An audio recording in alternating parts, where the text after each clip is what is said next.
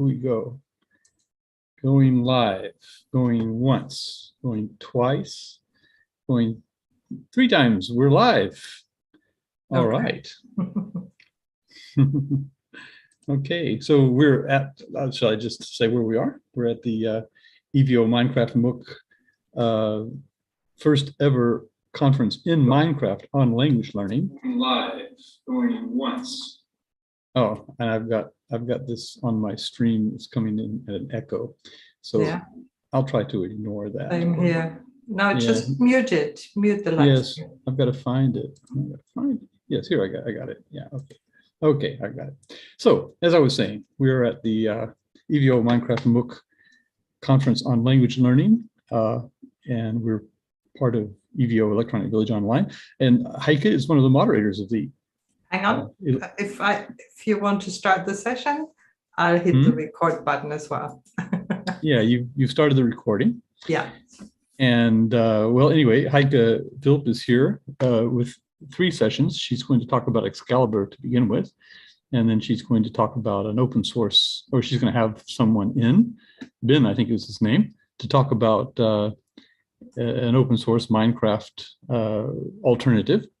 And then the last one is about a language school in Germany, I believe. Anyway, well, you can tell us what you're going to talk about. I will tell a little bit about the sessions, if that's okay. Sure. Yeah, please. So just pulling up the schedule. And thank you, Vance, for hosting this enormous first one-day conference. I'm so pleased. In Minecraft, the first conference on language learning in Minecraft, to my knowledge. Maybe you know of one already. Yeah. It's the first one ever, and you Vance, you've been pioneering so many movements. I mean, EVO has been also partly your making. Is that true?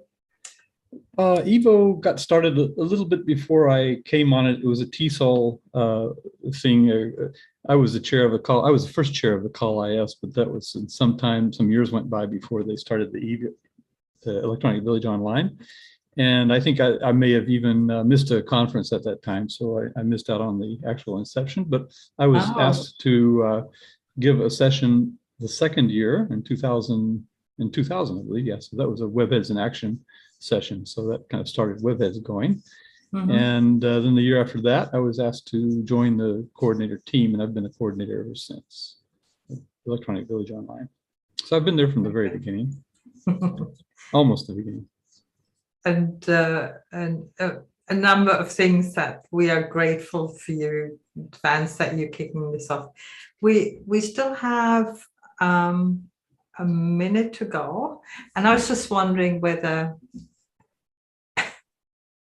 Robert is back, perhaps, so we can interview him. Yeah. Well, don't know. Maybe he's just listening. We are streaming, so I guess we're streaming. Oh yeah, I turned it off. I see. I didn't just mute it. I turned it off. Let me just mute it. There we go. Okay, I got it muted now. All right, so now I can see it. Okay. Okay. So then I'd like to introduce all those who are watching to the program. And we are also in Minecraft. Is that true, Vance? Are you there? Yes, I'm in Minecraft. Okay. I've got Minecraft running on a second laptop, so I would have to turn my attention to the second laptop. And I'd like to do that just briefly to set up Zoom there as well, so I can live stream it if possible. Okay. Unless you, Vance, want to give us a quick show of the venue. If that's... I could. Do I have screen share privileges? Yes, you do. Okay. And as I said, I need to turn over to the other computer for a moment. Okay. To log in Zoom, and then I could take over there. Yeah. Okay. Well, let me show you where we are. Let's see. I was in the game, but I was not. Oh, I just exited. Join the server. Here we go. Okay. And I can show you where we are. We have a dynamic map that I usually bring that up, and somebody just beeped. There's been beep. I guess Heike heard that, no doubt. Okay, so I'm just bringing up our location in world here. Let me find where I am here. Okay. That's weird. Okay.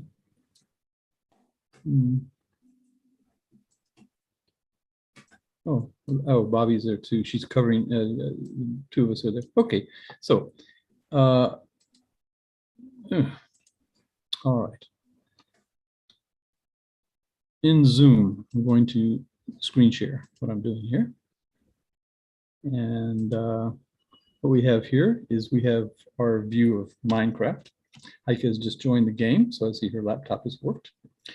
And if I can just, let's see. Oh, I'm screen sharing, but what I need to do is find my Minecraft. Actually, I've got Minecraft running there now, but what I was missing is the map. That's wonderful. And yes, if I may just briefly introduce us to the session today and what's been in the planning of Minecraft Europe. So since this is the very first conference, we're just really delighted to have people join us who are active in Minecraft in Europe. And we're looking forward to some exchange of ideas and thoughts. And we will be joined in an hour's time, roughly, by Chris Binder.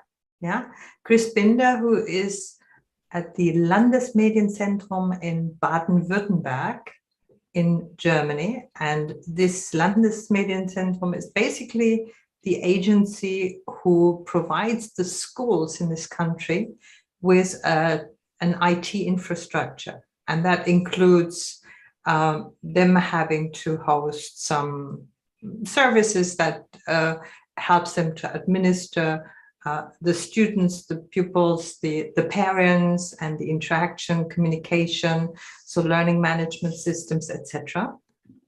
And obviously, through the pandemic was also a large part was then setting up some video conferencing system. And in Germany, we have very, very strict data privacy regulations. So it's not, some schools, they completely avoid Microsoft. Many schools, they don't even touch Google, and that has to do with data privacy. And they've come up with a beautiful alternative to the Microsoft-based Minecraft domain, and that is Minetest. And Minetest is open source, and they've also developed an admin tool, or they're using an admin tool, which is still in beta, to allow the teachers to create online maps.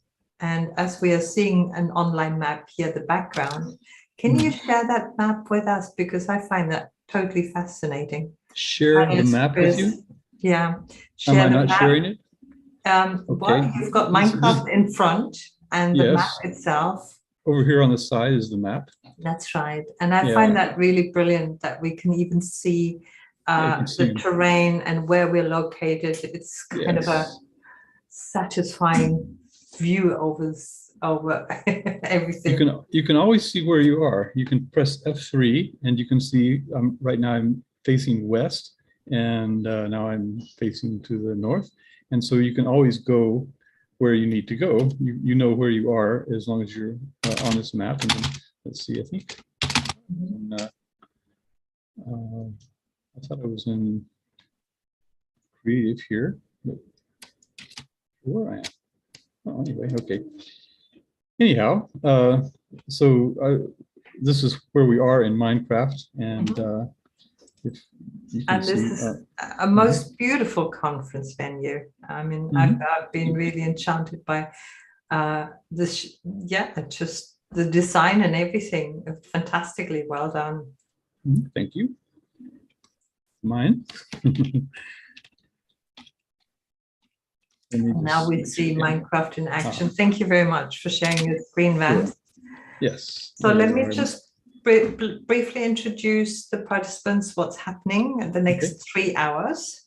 Do you want me to stop the screen share, or do you want No, keep going. Okay. That's okay. I'm just introducing the program. That's all. Okay.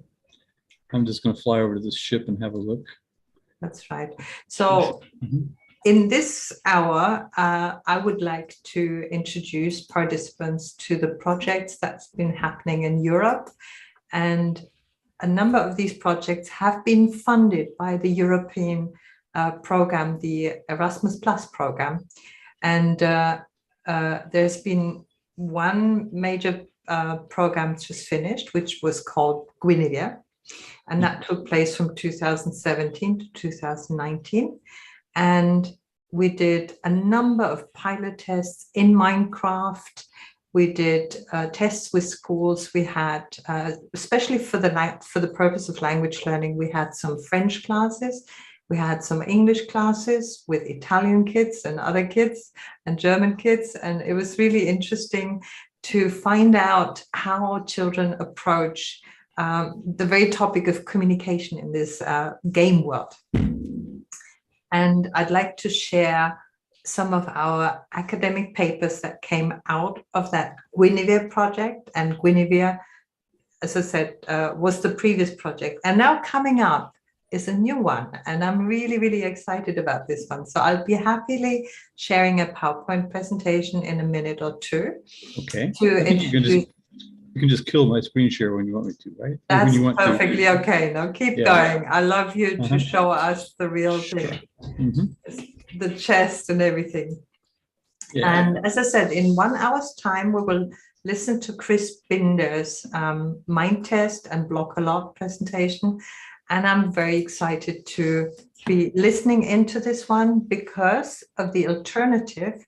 The alternative is not only for the sake of the data privacy, but it's also for a number of kids out in this world who cannot afford the $30 US that Microsoft cost. I mean, for us, it might sound just like, okay, what's 30 bucks? It's not really much. But in some countries, $30 US is tenfold that amount because of exchange rates. And this is why many kids abroad, they can't afford Minecraft. And we had this problem also in schools, you know, how could we pay for the Minecraft licenses, etc., etc.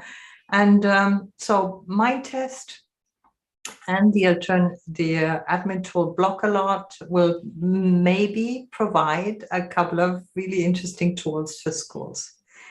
So Chris is here also with us in this presentation, and thank you very much for joining. We're happy to talk to you later. And then Andrea Benassi will join us in 2 hours from now. And Andrea Benassi has been a project partner in Guinevere. So with the Italian schools, we conducted the Minetest pilot phase. And it was so enjoyable because a lot of the Italian communication I got involved in because I speak some Italian. And it was absolutely heartwarming to work with these kids and kind of remember really beautiful scenes then when they got excited or when they. So what we did was we placed also communication itself during the pilot was interesting. So he'll talk to you more about it. And I'll probe him on this one. So we're looking forward to a real nice conversation. Andrea will join us in 2 hours from now. So that's my little prelude as to the program, what's happening in this hour, and then in an hour's time when Chris is starting to present. And then before we continue, and we're looking at Minecraft at the moment, especially the conference venue, yeah. And where are you heading for now, friends? Oh, well, this is the conference venue. It's one of them. We have a few conference venues. We have, this was one I just purpose-built myself. I got involved in a project to do it. It was kind of fun. It was a lot of fun. And very mathematical and follow instructions, and it works just fine. It's kind of like an erector set. And So, but it's just a space to be. And then Robert Remenswall was over here earlier today doing a presentation on their resource center.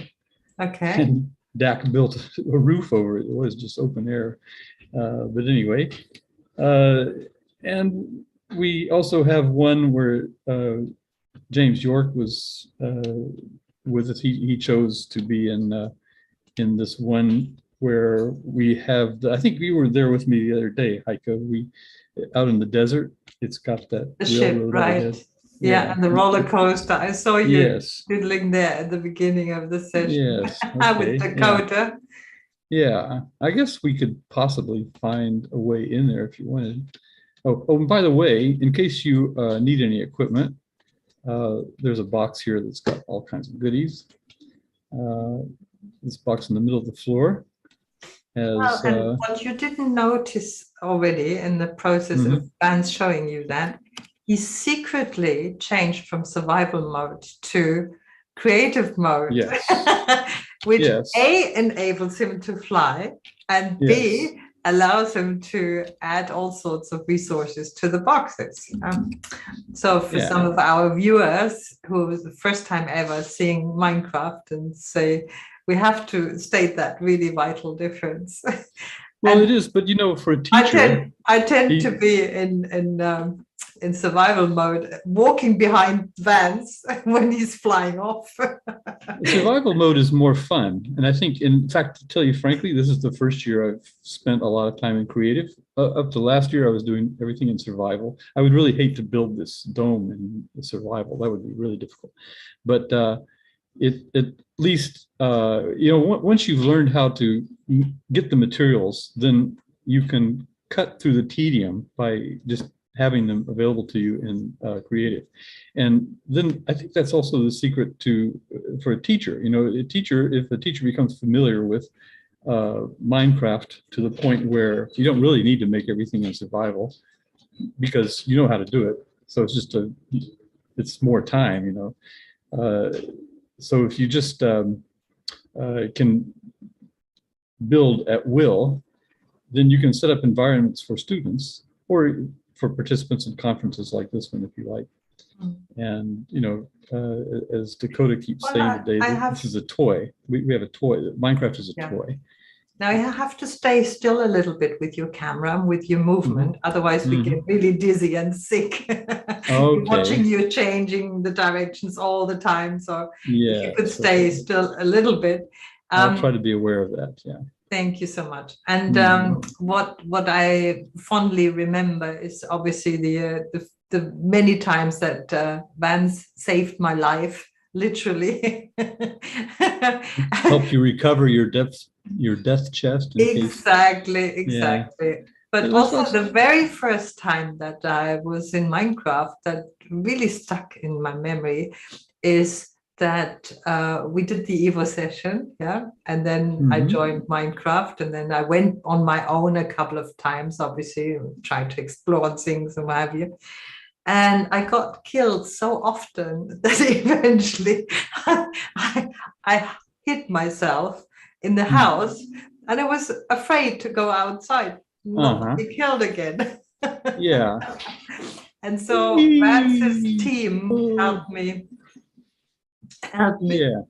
So that's what we do. That's the way it is. You know, you're in a community, you're learning with each other, and that's you know, that's what we all do. Yeah, especially now that you're hitting the waters. Obviously this is for you a piece of cake. Wow, there's some bubbles going on.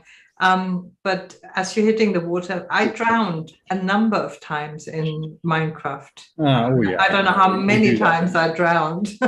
This is a water slide. You can go up or down the water slide. So I'm attempting to go up it now.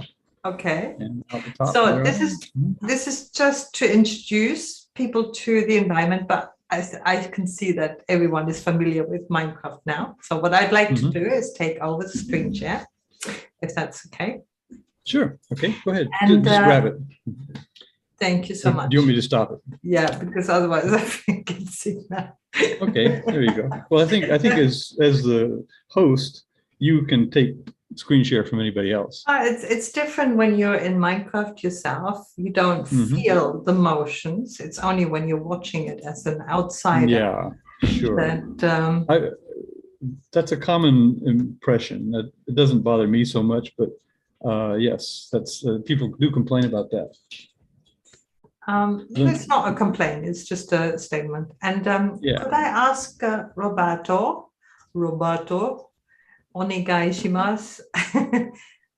Do you want to quickly say hello and what you do in Minecraft? And Chris, if you want to also quickly just come on and say hello, and then I'll go into the presentation. Hiya, happy to be here, and I'm really looking forward to what you have to show to us. Thanks, Chris. Thanks, Chris. And Roberto. We're looking forward to what you have to show to us as well. There's a huge storm blowing outside. It is really just tearing through here, blowing doors and slamming them. And, wow. Trying to get Bobby to close the windows to the outside so it doesn't. Amazing. Anyway, yeah. Okay. That's in real life. Do you get these storms frequently at this time of the year, or is it unusual? Well, yeah, it's pretty usual. You know, it storms. It's cool this time of year. We're pretty close to the equator. And what do you call cool? Don't need to run the AC at night. That's cool. Okay. Just have a sheet. And that's probably about as cool as it gets here. Amazing. Yeah. Okay, Roberto doesn't seem to be around. Then allow me just to go over what I would like to share with you, which is Excalibur.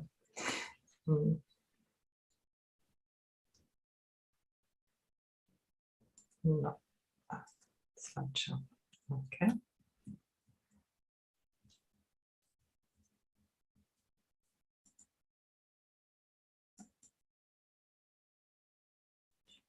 So, oops, Minecraft conference. I haven't saved it. It seems I've changed it to 21. That's it. Thank you so much, everyone, for joining. And if you permit me to perhaps take the next 20 minutes, 30 minutes time to tell you a little bit more about the EO-funded projects that we've been happy to be part of. Thanks to the European Commission funding it with quite a bit of money that allows universities to engage in this kind of development. That it's not research, that's the Erasmus Plus program states specifically that we're not into research, we're into development, which also means that it's very practical. There is a kind of an approach that we develop a teacher training program. We develop the expertise to work in specific environments. And Excalibur sounds like crazy as a name for a project. And of course, we're referencing to the medieval age, but it's an acronym. And the acronym stands for Expanding Content and Language Integrated Learning through Building a Sustainable Future in Real Time in Immersive Environments. Excalibur. So, and what is so interesting about this acronym, apart from that it's a mouthful and they get longer. I started off with Lancelot, which was language learning with certified live online teachers. So that was the start of it. And for some reason, they keep expanding these EO-funded acronyms. Well, there's been a series of them, and I'll talk about this series as well, because Lancelot was about language learning at a distance in video conferencing. And Avalon was about language learning at a distance in virtual worlds. That was Second Life that then. Then came Camelot, then came Guinevere, and now it's Excalibur. So it's the 5th EO-funded project that I've been able to initiate, and a little bit sort of my ideas, and I tend to also go out and say, look, here, this is the expertise we're needing for this kind of project. And then I go out and actively acquire the partners. In this case, I've been so happy to be joined. Well, actually, it was a mixture of initiation, yeah? So this is why I'm saying I'm the co-initiator of the project. And it's always a development. It's beautiful. So let me talk you through EXCALIBUR, as in who is part of it, and what we're particularly proud of, and this is why I'm saying CLIL. Let's look back at the acronym, Expanding Content and Language Integrated Learning. And this CALIL is CLIL, is known as CLIL. Content and Language Integrated Learning is a European policy, a language policy. Now, when I'm saying it's a language policy, you have to understand that Europe is many states and there is no common language policy. Yeah, so, but there is a language center that's part of the Council of Europe, and they have membership arrangements. That's in Graz. That's the, you know, our, what they're called, I can't remember now. Anyway, so they've got several members, like all the countries in Europe are members of it, and they express recommendations for schools. And one of the recommendations is CLIL. And CLIL means that a subject in a school is taught in English. Whether this subject is taught in Italy or in Denmark or in Germany, it's taught in English. And this approach is usually with subjects like scientific subjects, history, geography, these sort of STEM or STEAM-based subjects. And it's become sort of a known approach in the schools, and many countries try to implement it. There's no must, there's just a recommendation and a directive, basically. So, and now EXCALIBUR, back to EXCALIBUR. The project coordinator is Laura Piccola-Posti, an old friend of mine, and Paavo Avola from the University of Tampere in Finland. Yeah, I was actually in Tampere once in Finland. And project partners are EUL. They were also project partners in Guinevere. That's Letizia Cinganotto or Andrea Benassi, who will be joining us later on to present their work. And EUL is the distance learning university in Italy. Behind that, though, is also Indire. Indire is the research institute of the Italian Ministry of Education. So there's this beautiful expertise of being able to research or develop these topics. And Indire has done fantastically by having been in virtual worlds like OpenSim for more than 10 years. Incredible. So there are lots of schools are working in OpenSim. They've also got many years of Minecraft project experience in the schools. So there are 4 runners, as far as I'm concerned, in Europe. Italy is 4 runners in that field, and Letizia and Andrea are the drivers in this one, and really grateful that they've been working so hard on that one. And when working with kids, you know what this also means. So then we have Norway in our, and here's the idea is that it's the most northern university in Europe. So we have Italy in the south and the most northern university in Europe. They're really almost at the tip of the, like at the very edge and nearly at the, you know, the pole. Oops, sorry. So they've joined because they're saying we need a distance learning program. And EXCALIBUR has, if we go back to it, as a topic, sustainable future in real time. So they're saying the climate change will affect us most in this northern part of Europe. And this is why we need this kind of distance learning programs. And then part of it is Landesmedienzentrum Karlsruhe, Chris is joining us from that one. And Chris will tell us a little bit more about it. And that's Germany. They are the digital providers agency, the digital forerunners. And Stephanie Wessner, old friend of mine as well, Steffi, she's been in virtual worlds for years. I mean, we've known each other for years, and she's done great work with her exchange programs with French speaking. So all is very focused on language. And Norway has specifically interest in, it's called CLIL-Lote, which is using German as a lingua franca to teach STEM subjects. So that's CLIL-Lote, which is an off-body, so it's not only English, but it's also, there can be more. So Teacher Gaming LLC is part of the project. Fantastic. They are the developers of Minecraft EVO, which was acquired by Mojang in 2016. And it's not to be confused with the current education edition of Microsoft. So this Minecraft EVO was basically a sort of community project. It was getting teachers together, and Teacher Gaming LLC works with, I think, 70,000 teachers or something crazy like that. Don't get me wrong with the numbers, but or it's 30,000 or something crazy. They work with tens of thousands of teachers in developing games, in working in Minecraft, in all sorts of other games, and many of them educational games. Amazing.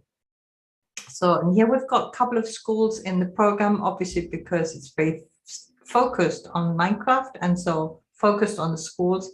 So the schools are project partners. And yeah, that brings me to Guinevere, simply because Excalibur is about to begin.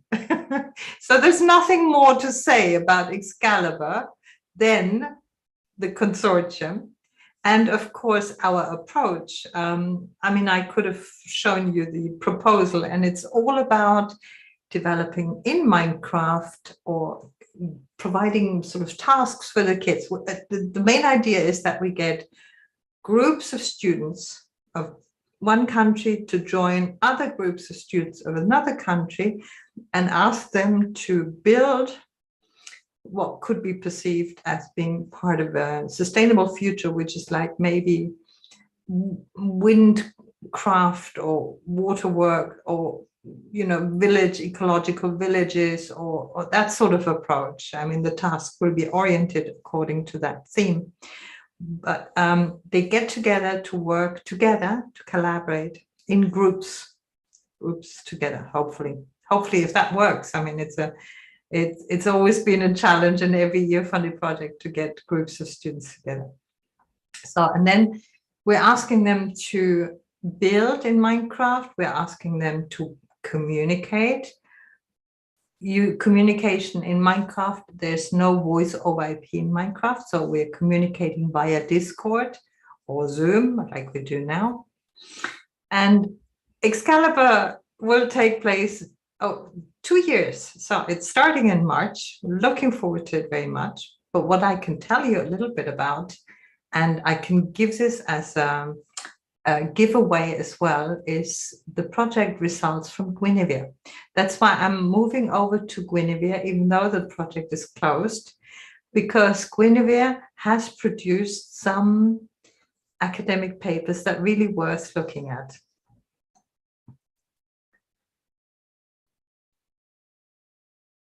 So, and what I'd like to here also state that Italy was part of the project partner. In Guinevere, we had as a theme games, games used in engaging virtual environments for real-time language education. So real-time is again in here, same like Excalibur. This time it's focused on games. In Camelot, the one before, we focused on machinima. It was creating machinima. So producing some videos, because we found it was difficult to get students in these environments in World and Second Life and OpenSim. Was all really difficult to get them in. And so we resorted to machinima. And in Guinevere, we focused on games. That's why Minecraft became quite an interesting part of it. The intellectual outputs, I'll show you those in a minute. Let me just show you the couple of builds that over the 2 years, we spent 2 years in Minecraft. There were some quests like Shipwreck, and to be honest, Dakota did a lot of the building work. And in the beginning, we felt, and Carol was part of it, Carol Brainbow and Dakota. In the beginning, we felt like in order to prepare the students for coming into this world, we would need to provide them with some infrastructure that included, for example, these buildings I just showed you, or a farm. And then we found out that the students weren't exactly interested in what we built. They walked through once and that was it. And this was, for example, this was kind of a restaurant, and we had a farm, we had a conference building, university type building, all sorts we built for them. And then we found out that they're not exactly excited about it. There were bridle paths where vocabulary could be picked up on the way. There were games like a pyramid or an escape room game that Carol built. And yes, they spent a bit of time on it, but then that was it, like a few minutes. And Carol spent building like months on this. She's spent a lot of time on it. Anyway, this was one of the results of this work in Minecraft, because as soon as we told the kids just build, one of the group, they built fairy tales, the house and Hansel and Gretel and things like that, and other groups, they were asked to build others. As soon as we started the building challenges, the kids were there. They were totally excited. They were creative. They were beautiful builds came up there. But that was our learning curve. We felt we had to provide some houses, but no, they so that was really good. Let me quickly just run you, and then I'll show you the results of Guinevere. And just to illustrate the journey that we took from Lancelot to Avalon and Camelot, Guinevere, Excalibur. This is kind of the journey which started in 2003 for me.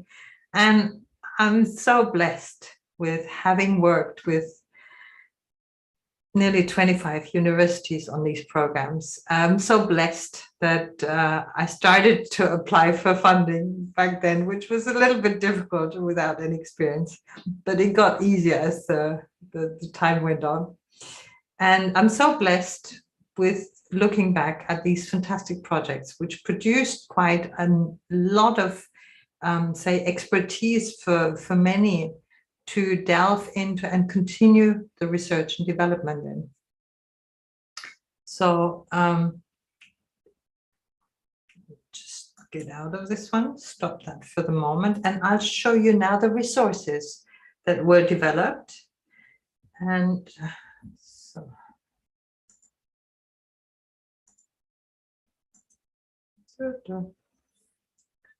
okay.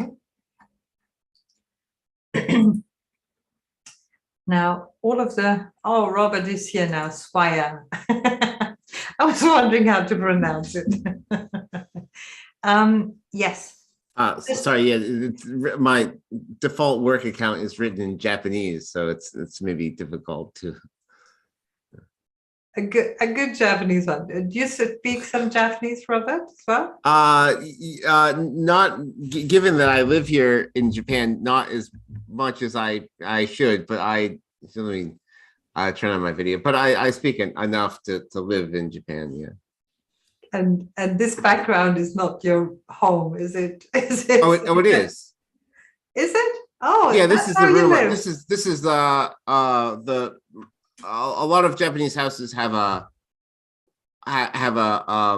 like really old houses, like the whole house will be Japanese style. but modern houses usually have one room that's the Japanese room.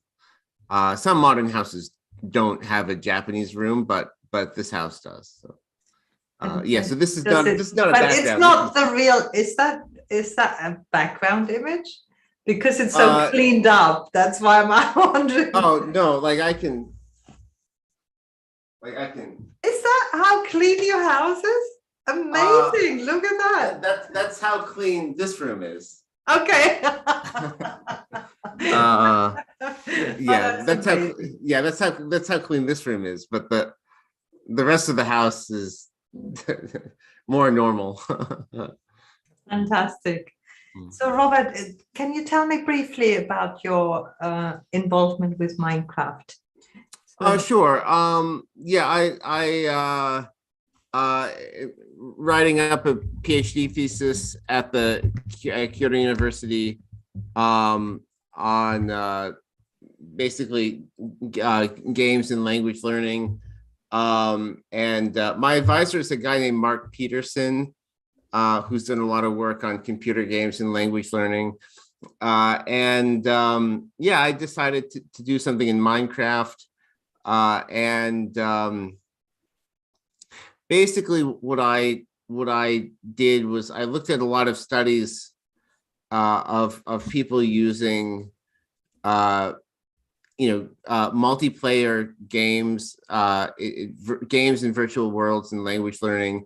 And so that anything from World of Warcraft or Second Life or things like that. And then if you look at all those papers, and there's a lot of them, and you sort of read those papers and about language learning in Minecraft, or not Minecraft, or World Warcraft or something like that. What you see is that there's not a lot of the tasks, the things that people are actually doing in the environment are very, very limited. So you can't really do much, right? So if you jump into a bunch of students jump into World of Warcraft, or if they jump into Second Life, in Second Life you're pretty limited about what you can do. You can't really change the environment, right? Like if there's you can't just go into a park in Second Life and start digging a ditch. Or you can't, if you see a building, you can't knock a hole in the wall or something like that. You can't really interact with the environment very much. And that's by design, right? Because, these are, a lot of times you're on sort of public servers and things like that. And they don't want people to be able to modify the environment in that way. But in Minecraft, you can jump into your own server. You can make a world that's never existed before, in just a couple of seconds, and then have a bunch of people jump into it, and they can do whatever they want, and it doesn't matter because you don't need to ever use that world again, right? They can, you can build something, you can destroy something, you can destroy it. Well, right, you can do all kinds of things. Yeah. And you can be on your own private server. You don't even need an internet connection. You can be well, you were mentioning Minecraft EDU, which could run, I guess it's not available anymore, but for a while it could run, without an internet connection. It's just a totally closed system. And so you're in this safe environment. There's no other people. There's just, the students in a particular class, and you can do whatever you want. And so what I looked at take your word for it, Robert, but you got that little bit wrong with Second Life, because Second Life is a user-generated world. So everything you see in Second Life, you can't run your own Second Life server. Hang on. Everything you see in Second Life has been created by people and not by any computer program. Every building that you see in Second Life has been created by someone who has the creation rights. And you have creation rights when you own land. So that's the big difference of being a user, a person who's visiting the world, and being a creator in Second Life. And I've been able to run 2 sims in Second Life, and we've done lots of building, and we taught many teachers how to build. But what we have done is now we've moved also into the OpenSim version of Second Life, which is OpenSim. It's called OpenSim. And there you can have your own servers. You can run it on your own PCs. You can have OpenSim on the stick. It looks identical to Second Life. And you can have the privacy that you don't have in Second Life. But this is just to inform you a little bit about Second Life. You seem to be misinformed. There is a version of Second Life that runs, you can run on your own local server. That's right. That's OpenSim, it's called. So, okay, maybe I wasn't aware of that. The copy of Second Life that is OpenSim, and this is where you can, where everyone can build, and everyone can also have free of charge a lot of goods and services. The server we are on is in Kitely, because OpenSim has to be installed somewhere to be public, to be part of the hypergrid. Hypergrid means that you can jump from OpenSim installation to OpenSim installation if it's open. You can close your sim as well. And hypergridding enables OpenSim to be one big large world similar to Second Life, and it's actually in fact twice the size of Second Life now, because it's grown a lot faster than Second Life has. Because Second Life is too commercial. So, but that's OpenSim and OpenSim and Second Life. But I totally appreciate we're talking about Minecraft, and you're so right about Minecraft being this fantastic tool that you can have your own servers, you can install. Still, you need to buy the license, sometime. And as I said, $30 for some countries like Japan is nothing, but for some countries like India or Malaysia, $30 is just a big amount of money. And so many kids who are wanting to join Minecraft, they can't. Chris will tell us more about this one in a minute. I have 5 minutes left. And I'd like to ask you, Robert, because if you're a PhD candidate, you might be very interested in the following documentation that was developed in Guinevere. And Guinevere, the project was guinevereproject.eu, and it was hosted by University of Lancashire, the domain guinevereproject.eu, but due to Brexit, all of the EU labeled domains from the UK had to be given back to the Europe.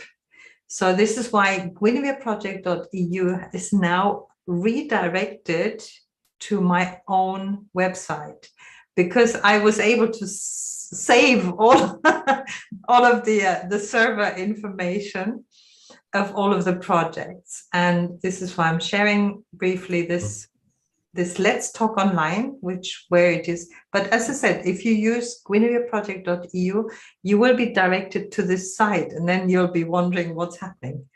So, but it's the Guinevere project here, about Guinevere project, and I should really add some links to it. I imported all of the web-based data, and it was a bit of a mumble jumble, so I'm still discovering that some things are not working. But the important one for you here is what's known as Guinevere project deliverables. And these are the outcomes of 2 years of research and development by 3 universities and 3 commercial partners. And that includes information on even server stuff. And we have, in Guinevere, we focused on 2 different virtual worlds, one of which is OpenSim that I just mentioned. So we had an OpenSim region called Guinevere. We developed one with the castle Guinevere and then the round table of King Arthur saga and things like that. And the other one was Minecraft, And what was so interesting is after a year and a half, probably, of development, or year and a quarter, with the pilot testing the schools, with doing pilot test in Minecraft, pilot test in OpenSim. These two environments always kind of stayed alongside with us, and we went into the teacher training program development, saying, okay, we want to develop a teacher training program for both worlds, for OpenSim and Minecraft. So you'll find here some of them. For example, this one is focused only on OpenSim, but this one, Games for Field Service, is on Minecraft. So I have to point out to you that if you're going through it's just one page, it's about 6 or 7 documents, long ones, and I've opened them up for you to show you what's interesting for you. But some of them focus on OpenSim, and some of them focus on Minecraft. This one is Minecraft, for example. Games for Field Testing was more OpenSim. And then the field testing here was Minecraft as well a lot, and the teacher training courses, they have both. Now, when we piloted, we said we've got 2 courses ready, one for OpenSim and one for Minecraft. And then we created this, it was a 5-week course, something like that.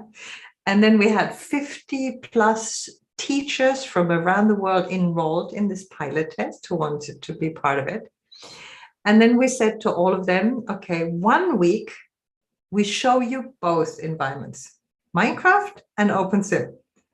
And in this week, you can make an informed decision as to which one you would like to select to continue the next 4 weeks of learning how to build, learning how to work for language learning, creating games. The idea was creating games, yeah. And we had, I think, 25 teachers active in the end. And then after 1 week, we were so curious of how many would choose OpenSim and how many would choose Minecraft. And I was the OpenSim trainer and Carol Rainbow was the Minecraft trainer. And then we found out, to our big amazement, that 24 teachers wanted to work in OpenSim and only 1 teacher wanted to work in Minecraft. Nevertheless, it was enough for us. And this one teacher did an amazing job on what she developed, a beautiful quest, an awesome, awesome project. In Minecraft, she did several buildings, underworld. She went into Nether, etc. Awesome, awesome. But 23 teachers stayed in OpenSim. And so I had a handful working with them to create games in OpenSim. But it doesn't matter. So what we have here, so the field testing is interesting for you, Robert. Here, this is on the project. Okay, so I've just opened this one for you. And what we have is a 54-page document, beautifully academically written on video games, Minecraft, and language learning. And what was done, the summer camp, the pilot testing, lots of screenshots, obviously, recordings on YouTube, recordings on Google, and they're all still available. Ethical considerations, the approaches the partners had, a pilot, before the teacher training course, we did a survey, and did a long survey and here we've got tons of screenshots and explaining everything. You love that. Robert, you will love that. Yeah, absolutely. Right.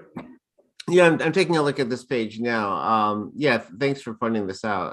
I'll read some of these papers. And then we have here, this is the one which is the field testing, where we did, for me, it was also very, very fascinating how the kids approach this environment.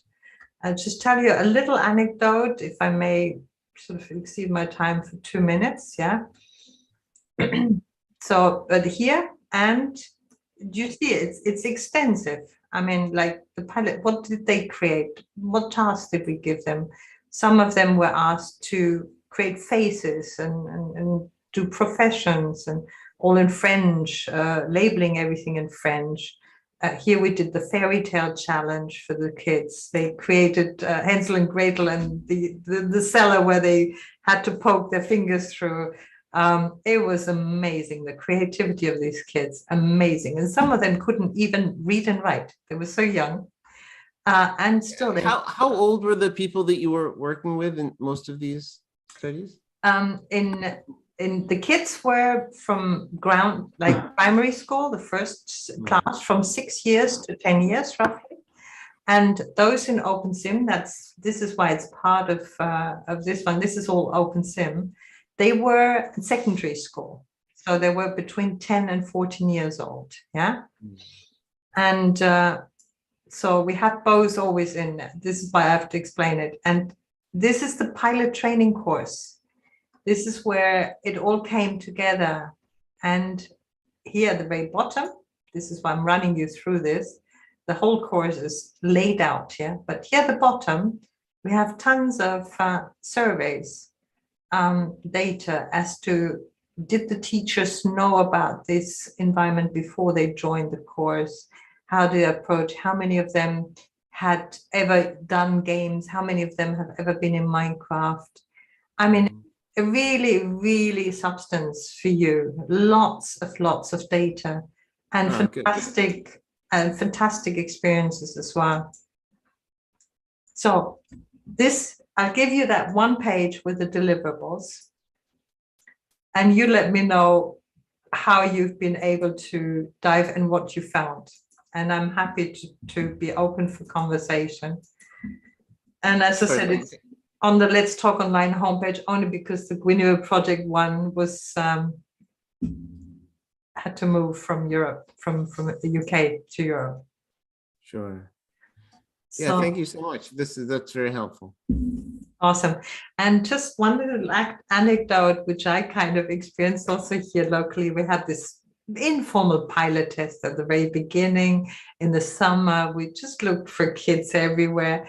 And I went to the swimming pool every so often with some women like my age. And one of them had a granddaughter join us one day. It's a 14-year-old girl, or 12-year-old, she was then, 12-year-old girl, and very shy girl, very, very timid, she wouldn't even sometimes look at you. She was so timid to talk to you. So I went swimming with her in the swimming pool and say, oh, we had fun. And then I asked her, do you play Minecraft? And she says, yes, I do. And guess what? This famous influencer, blah, blah, blah, who does lots of machinima, he featured my installation, or he featured my build. And I said, what? Why would he feature your build? She said, because I built a prison where nobody can escape. And that was this shy, timid, 12-year-old, very pretty little girl. It was like so, and she builds in Minecraft prisons where you can't escape. And truly speaking, it was mind-blowing. And then I eventually convinced her that she should come to my home to do some tests with English, because she's German. And her English was very broken, very, very shattered and very bad. And so I said, well, we have to talk to others in English, and let's see how your English is doing when you talk to others in Minecraft. So she came here home, and I sat her down, and she was so shy. She wouldn't even look into my mum's eyes. You know, she would like come like this, you know, so timid. And then I'd sit her down, and in the beginning she said, don't switch on voice, don't switch on voice. My English is so bad, sort of, she said in German, yeah. Lo and behold, after 1 hour, she was a changed girl. She was bubbling over. She was talking like crazy with this other Taiwanese girl that they were building some showers and buildings or something like that. So, I mean, the potential of language learning is just awesome. As soon as they get into this game mode and they forget their environment and then they start talking. We've a number of times we've experienced that. Yeah, sure. Yeah, I mean, it's been observed a lot that having something fun to sort of work on together gives people a lot of people that might. I mean, there's a lot happens, right? You have an avatar, so they're not actually looking at you. They don't sort of see where you are. It's kind of like you can be another person for a little while, and that gives a lot of people some confidence to say and do things that maybe they, in a face-to-face interaction would feel a little bit shy about. I mean, in particular, in academic that's an terms, issue. in academic terms, this is called a lowering of the effective filter. Sure. Yeah. Sounds a mouthful, but but this is the effect, yeah, and which we've seen a number of times, that people relax, they're in a joyful mood, and they start speaking in totally different, especially for Asians who are in real life very, very timid, very shy. They don't even open their mouths in front of others. And then as soon as they are behind an avatar and they're in a game-like environment, no stopping of bubbly outbursts. Yeah. Excellent. Yeah. Good. Awesome. Yeah, I'm just reading some of the stuff you have here. Good. I'm very pleased, Robert, you joined us. Yeah, thanks for. Yeah, I'm glad that I saw. I'm glad that I found out that you were talking today. Yeah. Great. So let's give this another 2 or 3 minutes to pass over to Chris. And I'm Chris, it was also very short notice that you jumped in. Stephanie said she's busy, and here he is, the man. Hi, thanks for having me. And thank you for doing this in English, obviously. Awesome. I don't know whether you're very, very sort of, is that normal for you to talk about Minecraft in English, or? It's my first time, but actually in university, one of my subjects was English, so I guess I'll do okay, albeit with a slight German accent, if you'll excuse that. That's lovely. Thank you much, Chris. And you're joining us from where? I'm joining you from Stuttgart, Germany. Excellent. So I hope the connection is all right, but I guess we have a lot of parties from all over the world. So. And would you have a little bit of something that I can introduce at the beginning of your session about yourself? I think we've got a title for the talk, but I don't think I have ever seen a bio of something yours. Do you have a little bio in German or in? I mean, I can just talk a little bit about myself if you want. That would be great, because should we wait until the I'll starting time? stop the recording now. The one in Zoom, I'll stop. Okay. The live stream is still continuing, and Vance, keep it going. We don't interrupt live streams ever. Don't worry.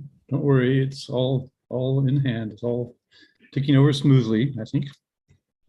Excellent. And Chris, you will also be able to share your screen if you have some Minetest or some images or whatever you have, visuals. We're delighted to see that as well. You have screen sharing rights. Yep. I think I'll just share my preparation slide. That sounds great. Because I would really like to have an interactive part during my presentation, and maybe if there's this time, people can still install Minetest.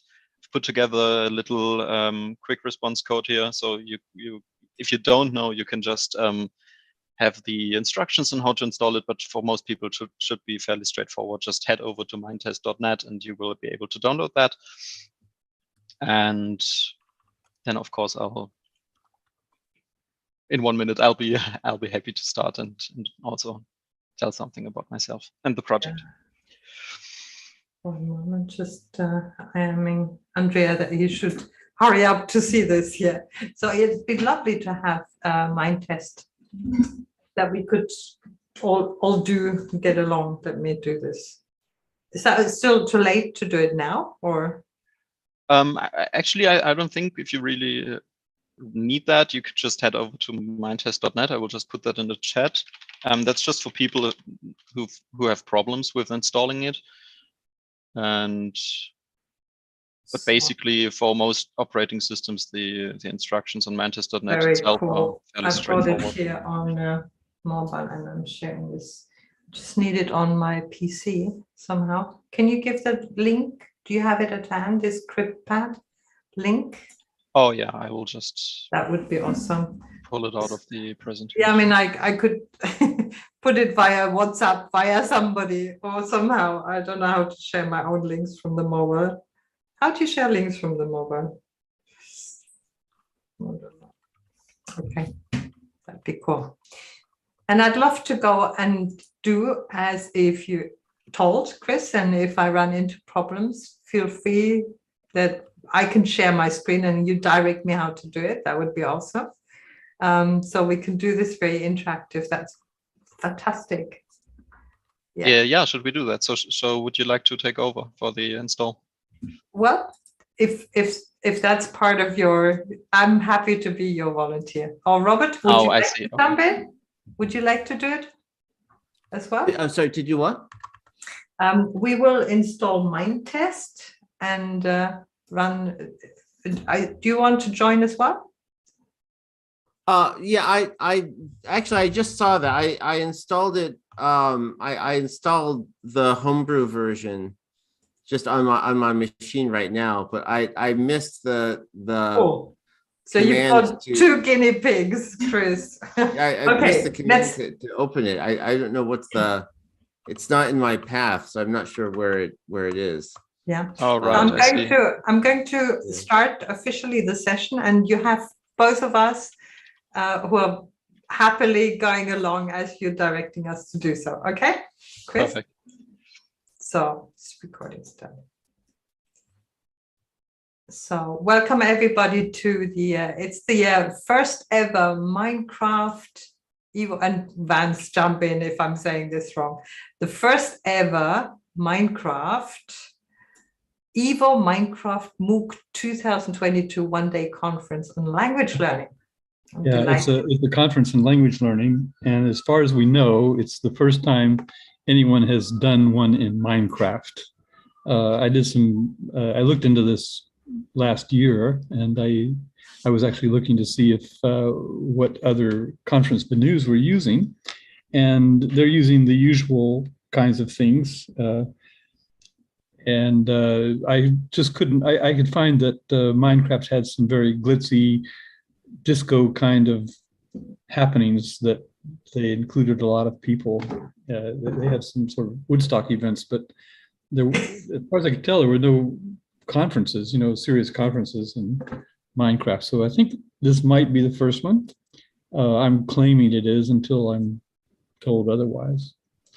So, and also I've downloaded Minetest and I have the folder open. So it's three of us doing it. Fantastic. So allow me to introduce to all of you Chris Binder, who's joining us from the Landesmedienzentrum in Baden-Württemberg in Germany. Yeah, and Chris will conduct a workshop with us, and he encourages everyone to install Minetest, to download the software and to install it. And Chris will also do an interactive session with Robin, myself, and Vance, so that when we get stuck or then Chris will help us on how to overcome some of the challenges of working with Minetest. And thank you very much, Chris. And if you could introduce yourself a little bit, then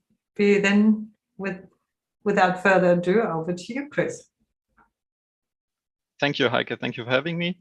Also, thank you to Vance for having me here. And I'm Chris Binder.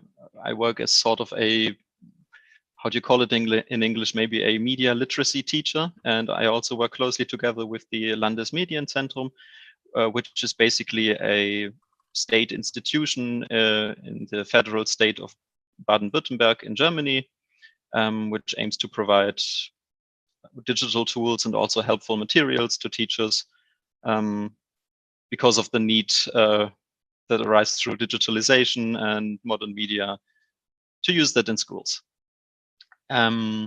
And yes, I'm already sharing my screen. Ideally, I would like you all to use Minetest because part of this presentation we could do also in the virtual world, and on different systems. Of course, the installation is a bit different. But if there are any problems right now, I will just be happy to help you out. And I mean, just tell me, and then I could help you so that we will get it working together. And can you tell us a little bit about how many schools are using this right now in Germany? Oh, right. I mean, I've prepared some slides, and I will be talking a bit about program, but I think, I mean, it's still a pilot project, so we're still in beta somehow. And I guess it's maybe about 30 teachers that are using it actively. The account numbers are a bit higher than that. And we've been working on the platform for about a year now. And during that time, we introduced a lot of new stuff. We introduced the web dashboard, which I will talk, the web dashboard BLOCKALOT, which I will talk about later as well. Oh, you developed that one? Sorry? Oh, you developed that one? No, we've got a team of developers as well. I'm sort of the interface between the project lead and technical stuff and education stuff, because I have some competencies in all of these things, but I'm not a full-time programmer or anything of the sorts.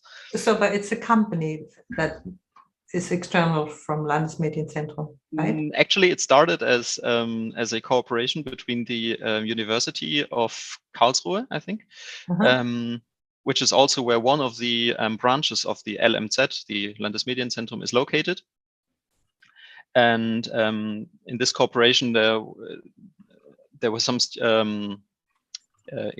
economics, informatics students. So basically, yeah, also people who can program or develop. They were asked to work on a university project together with the LMZ and develop this platform, this dashboard. And then the project was finished, prototype was established, but now these 3 developers are still working freelance, actually, with the Landesmedienzentrum to further develop the platform and to introduce new features and such things. Very cool. Yeah. Very cool. So I'm in the background, I'm just extracting the zip file. I don't know how far you got, Vance and Robert. Feel free to jump in. I think Robert was on Mac OS, and there I would just recommend not going the homebrew way, because this the package is still a bit outdated. And actually, I'm not a Mac user, so I can't really tell you that much if you run into detailed problems. On the Minetest page, however, there's a link called Daily Unstable Builds, and from there you will be able to get a DMG file, I think it is. Okay. You can just plug into the applications folder, and although it's called unstable, we've never had any problems with those. Only thing you have to do is once you've put it into the applications folder, you, I think, have to control click so that the context menu appears, and click on open because of the the signature, I guess. Yeah. So that you whitelist that. So where's the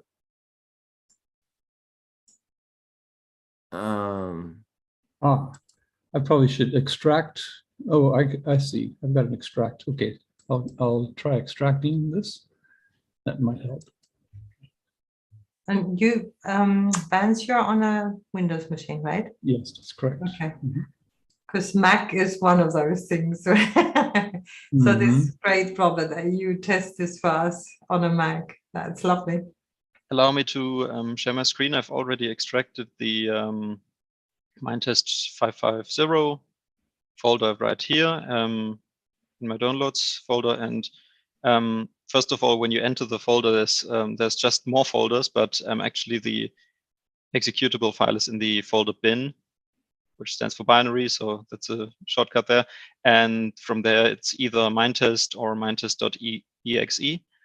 And you're also you're welcome to just put a desktop shortcut on your desktop or just wherever, maybe in the folder above.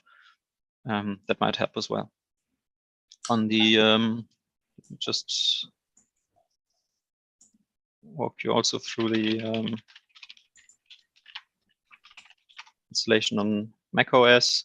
macOS, there's this link down here, daily unstable builds, which first leads to Minetest forums, because this is just done by one user on the Minetest forum who compiles Minetest from source for macOS. And this leads basically to GitHub, where from where you can get the zip file. And I think if you're in Safari, the zip file will be extracted automatically. If you're using Google Chrome, Firefox, whatever, you will have to do that yourself in the downloads folder of the Finder. Could you paste that GitHub link into the Zoom chat? Sure. That'd be cool.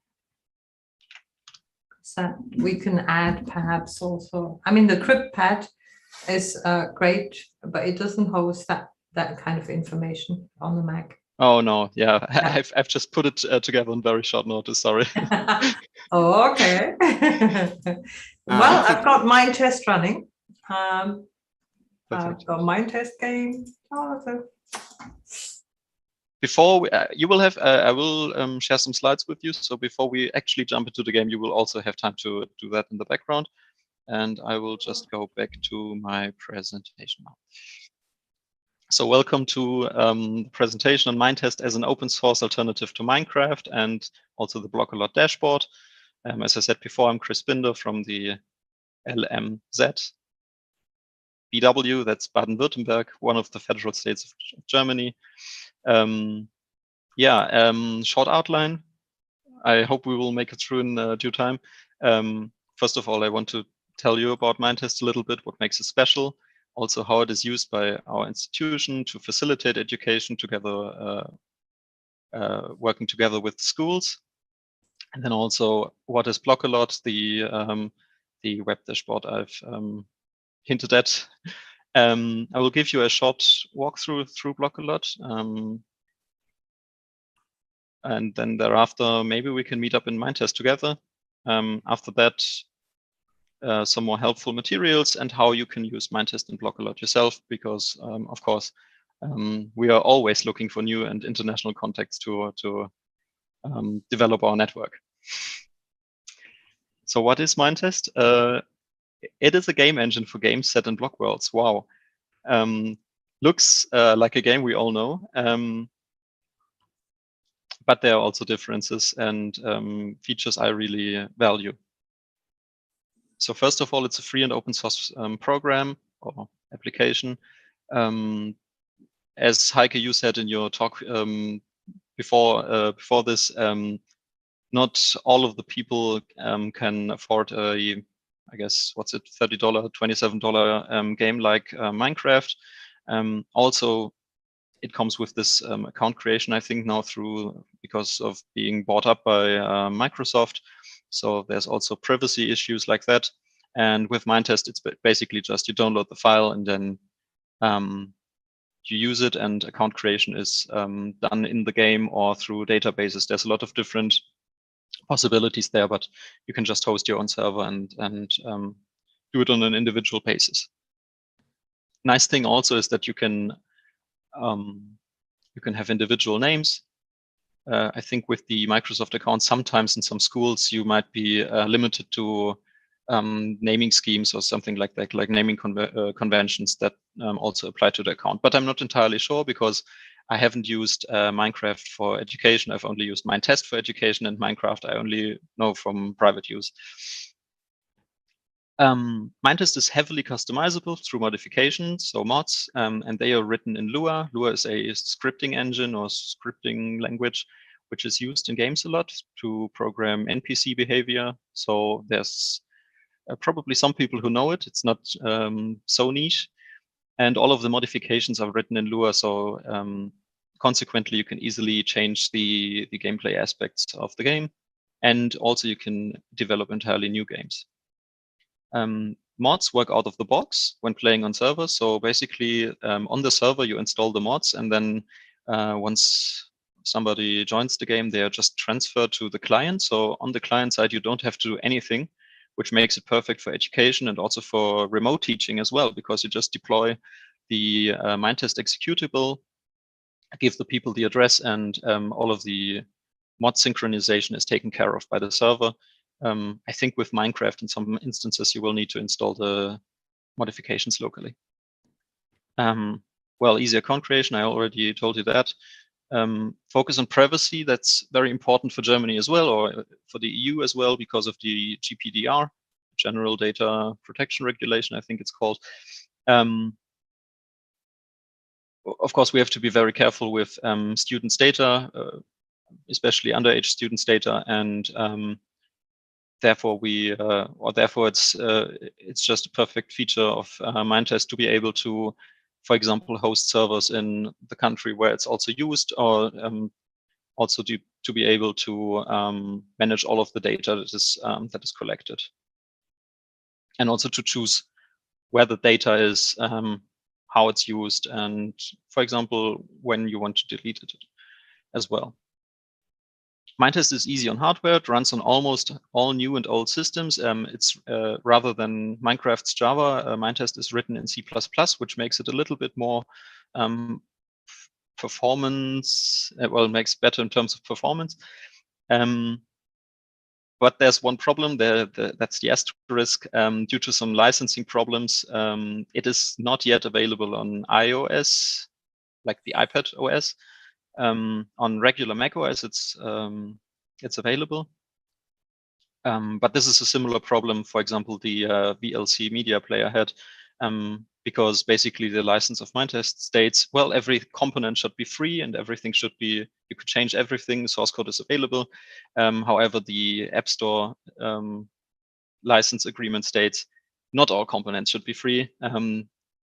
So there's this problem there. That's incredible, actually. Can I just ask, Chris, is it also compatible with normal tablets? You can use it on Android tablets and also on Android phones, Android-based phones, and also you can join the same world. So there's not much difference in terms of that. Of course, some GUI elements could be different, but basically this also enables a lot more people to join the game if they don't have powerful laptops at home or something like that. Also in families where there are multiple children and only maybe one device, like one laptop device, you can also just join the game through that. And last thing, there's an active community. A lot of mods get put out by the community on almost all topics, including also teaching.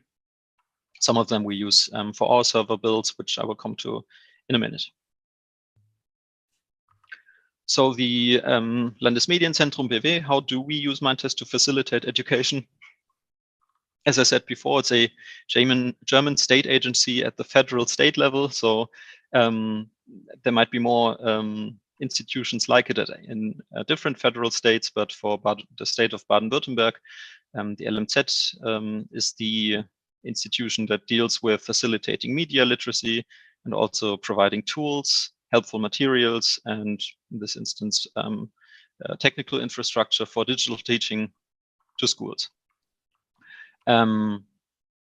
Its job is also to educate people on how to use these tools through workshops, classes for teachers, university students, and instructors, just like the workshop or the presentation we are having right now. The server instances are hosted in Germany. As I said before, this is at least for Germany, this is a very important point because of the GPDR compliancy. Basically, we don't want data from students going out to different, getting some echo here. Okay, basically we don't want any data going out to different countries if it's not necessary. And we've also adjusted our server instances so that they are modded for teaching and for classroom management, so they fare better in that regard.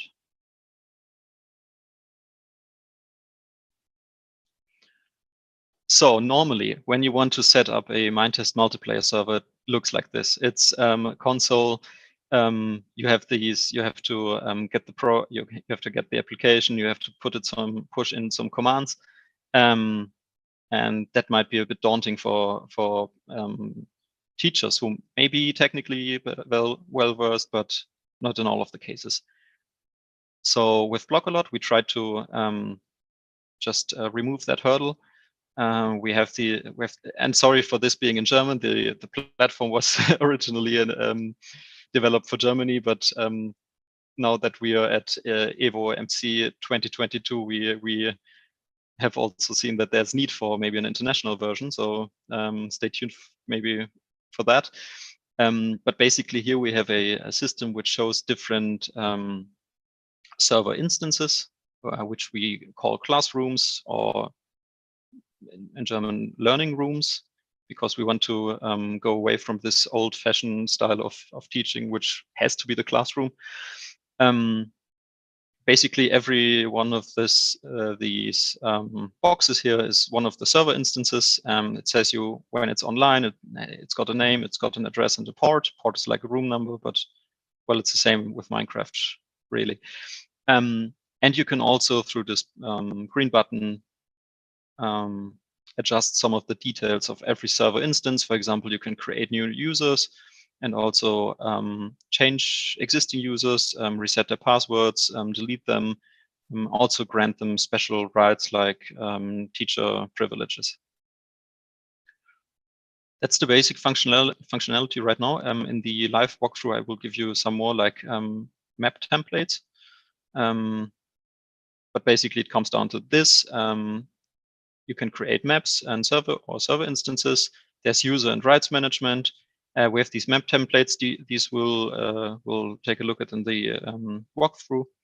And we've got helpful materials like an FAQ, wiki, videos, all at the moment in German. We've got the teacher community, and also we give individual support in terms of technical and also like education matters. Some upcoming. This amazing development, is that also available to others than the schools in Germany? Like, could one use that interface also? But on my last slide, I've got some information for that, but that's a yes. Wonderful, thank you. We're planning on some upcoming features. We want to have curated maps by educators, basically with some learning ideas or learning activities, and different modifications which are automatically toggled on and off on a per map basis. Yeah, down here actually on the image, I don't know whether you can see my cursor, but I think so. Down here you also can see the wiki, which is not directly in BLOCKALOT, but which is somehow ties in the information with that. Okay, I will switch to my browser window to give you a live walkthrough.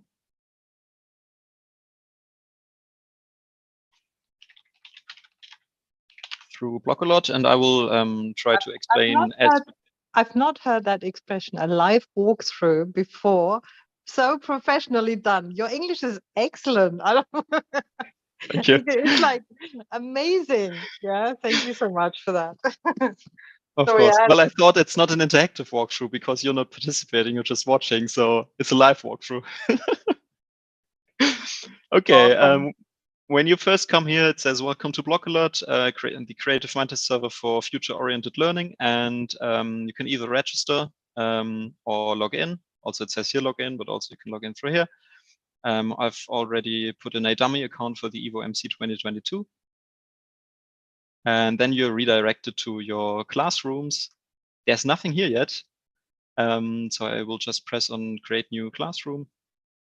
And it prompts me to put in a name. So I will also call this EVO MC 2022. And there are multiple map templates, which I can choose from 4 at the moment, but we're hoping to have more. And there are these green links, and I can just open them up and it will redirect me to a Padlet. This is one of the smaller templates, which with just a little information. But we here also, this is also what we will hopefully have in the interactive part, is the Oasis, which is a much larger map with a lot more activity, helpful helpful information and different points of interest. All in German at the moment, but some of the things have headlines in English. So really, teachers are put in the position of being able to look at this material, to quickly choose what they want, and to have just before they choose a map, have this information as well. So I will just create the Oasis. Click on create. Takes a moment, and then basically my server instance is up and running. I've got my address here, my port. It says it's online. And if I click here, I can just go into the configuration of this individual server instance and create accounts. So maybe I'll create one for Mary, one for Petra. And Petra, I will just make a teacher. This is basically says teacher. I also installed this. So it translates the things on demand. And if I create, create accounts, it says save your PDF because there are the passwords in there, and I can just open that up. We'll see from where that launches. Yep.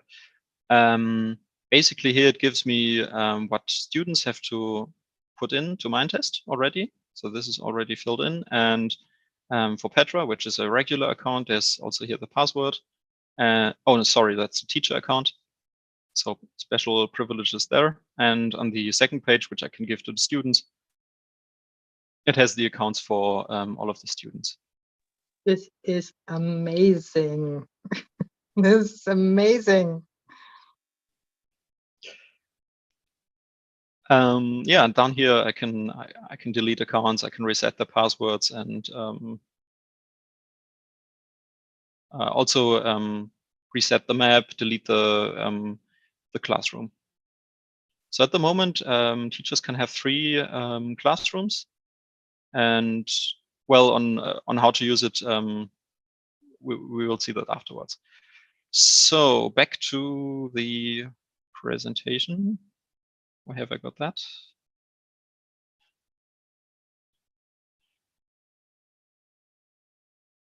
Right here.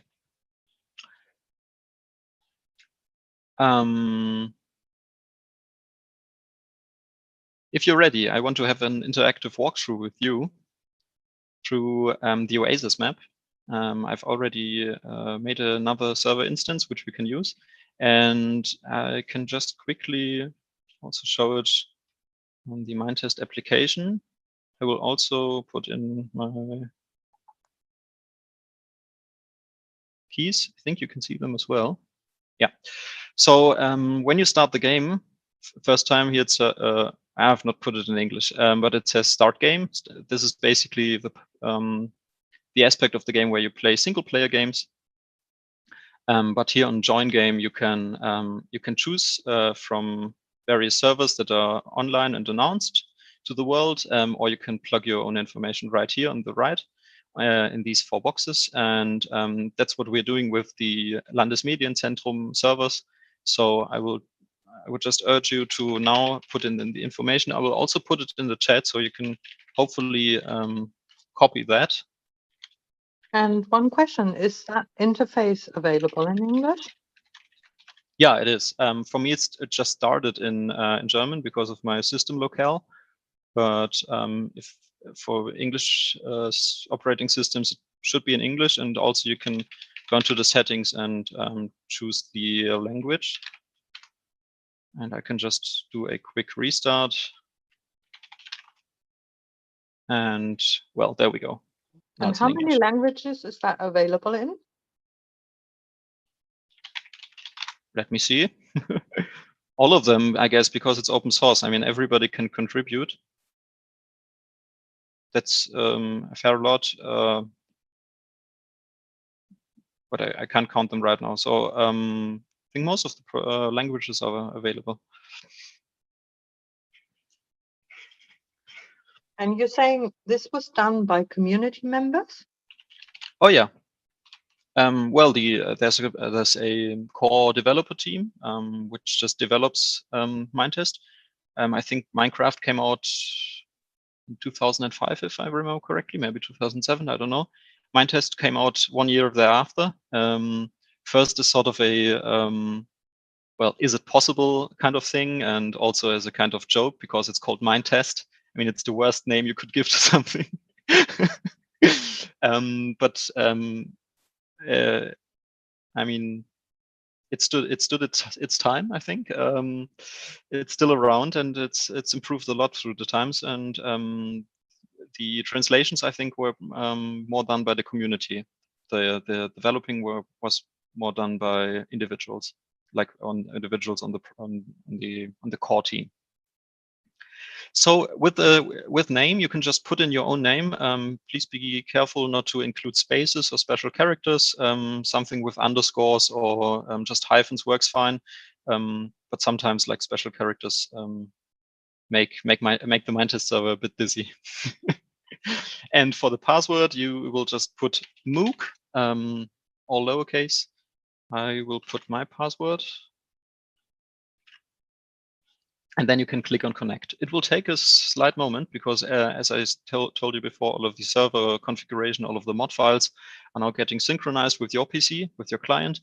And therefore it could be stuck for a little while at the media bar. And I will just wait here and see if anybody shows up. If you want to move along with my screen sharing, you can do that as well. I've tried to put the keys that I'm pressing down here, right by my HUD. So hopefully you can see that as well. And just give me a heads up if something isn't working. I'll be happy to help out. Well, I downloaded the zip file and then I extracted it, and it doesn't have anything obvious to install or click on. Oh yeah, you have to move into the bin folder, and there's the Minetest executable. Oh, okay. Within the extracted folder. Okay. Yeah, that's a bit inconvenient, but once you know once you get the hang of that, I hope it'll be clear. I'll go have a look. Yeah.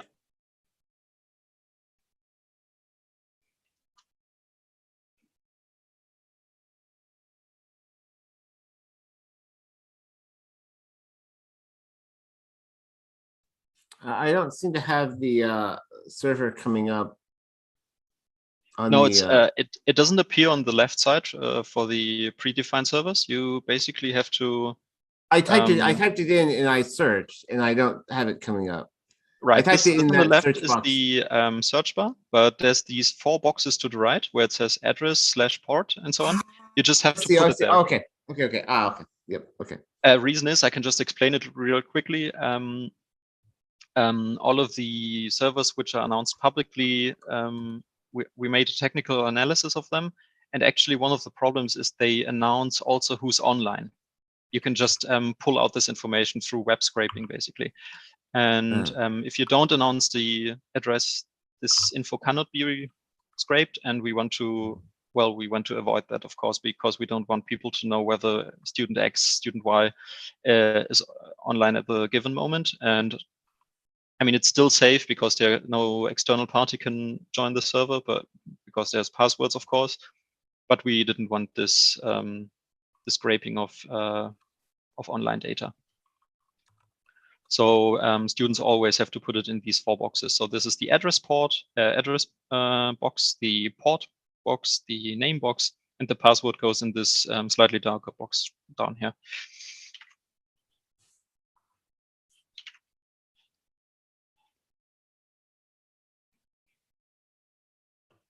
Heike, is it working for you? I'm coming. I had layers of screens covering up your screen share, and I didn't see. Could you run through that again? Where do you put the information? Oh, of course. So when you start the game, it's on the Start Game tab. You just move over to Join Game. Start game, play game, join game. Okay, start game, join game. Yes, okay. And it's not this thing to the left with the search button, but rather these 4 boxes to the right, where it says address/port. Yes. So in each of these boxes, you have to put the address, then you put the port, then you put your name. You could just type something like Vance. And the password is MOOC, all lowercase MOOC. Okay. Okay. So I have to find the address and the port.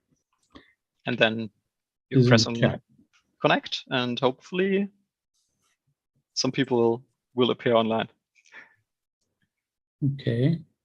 There you are. So Minetest LMZ BWDE, that's the address. And the port is 307118. Right. Okay.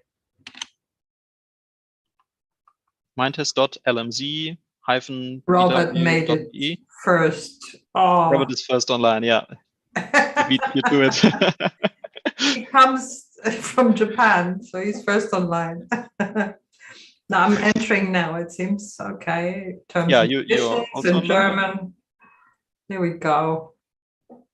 Sweet. Okay, I'm just having trouble getting the port in there because this is not enough space. Let's see, 30718. Right. Oh, 30718? 30718? 30718. Okay, yes. 30.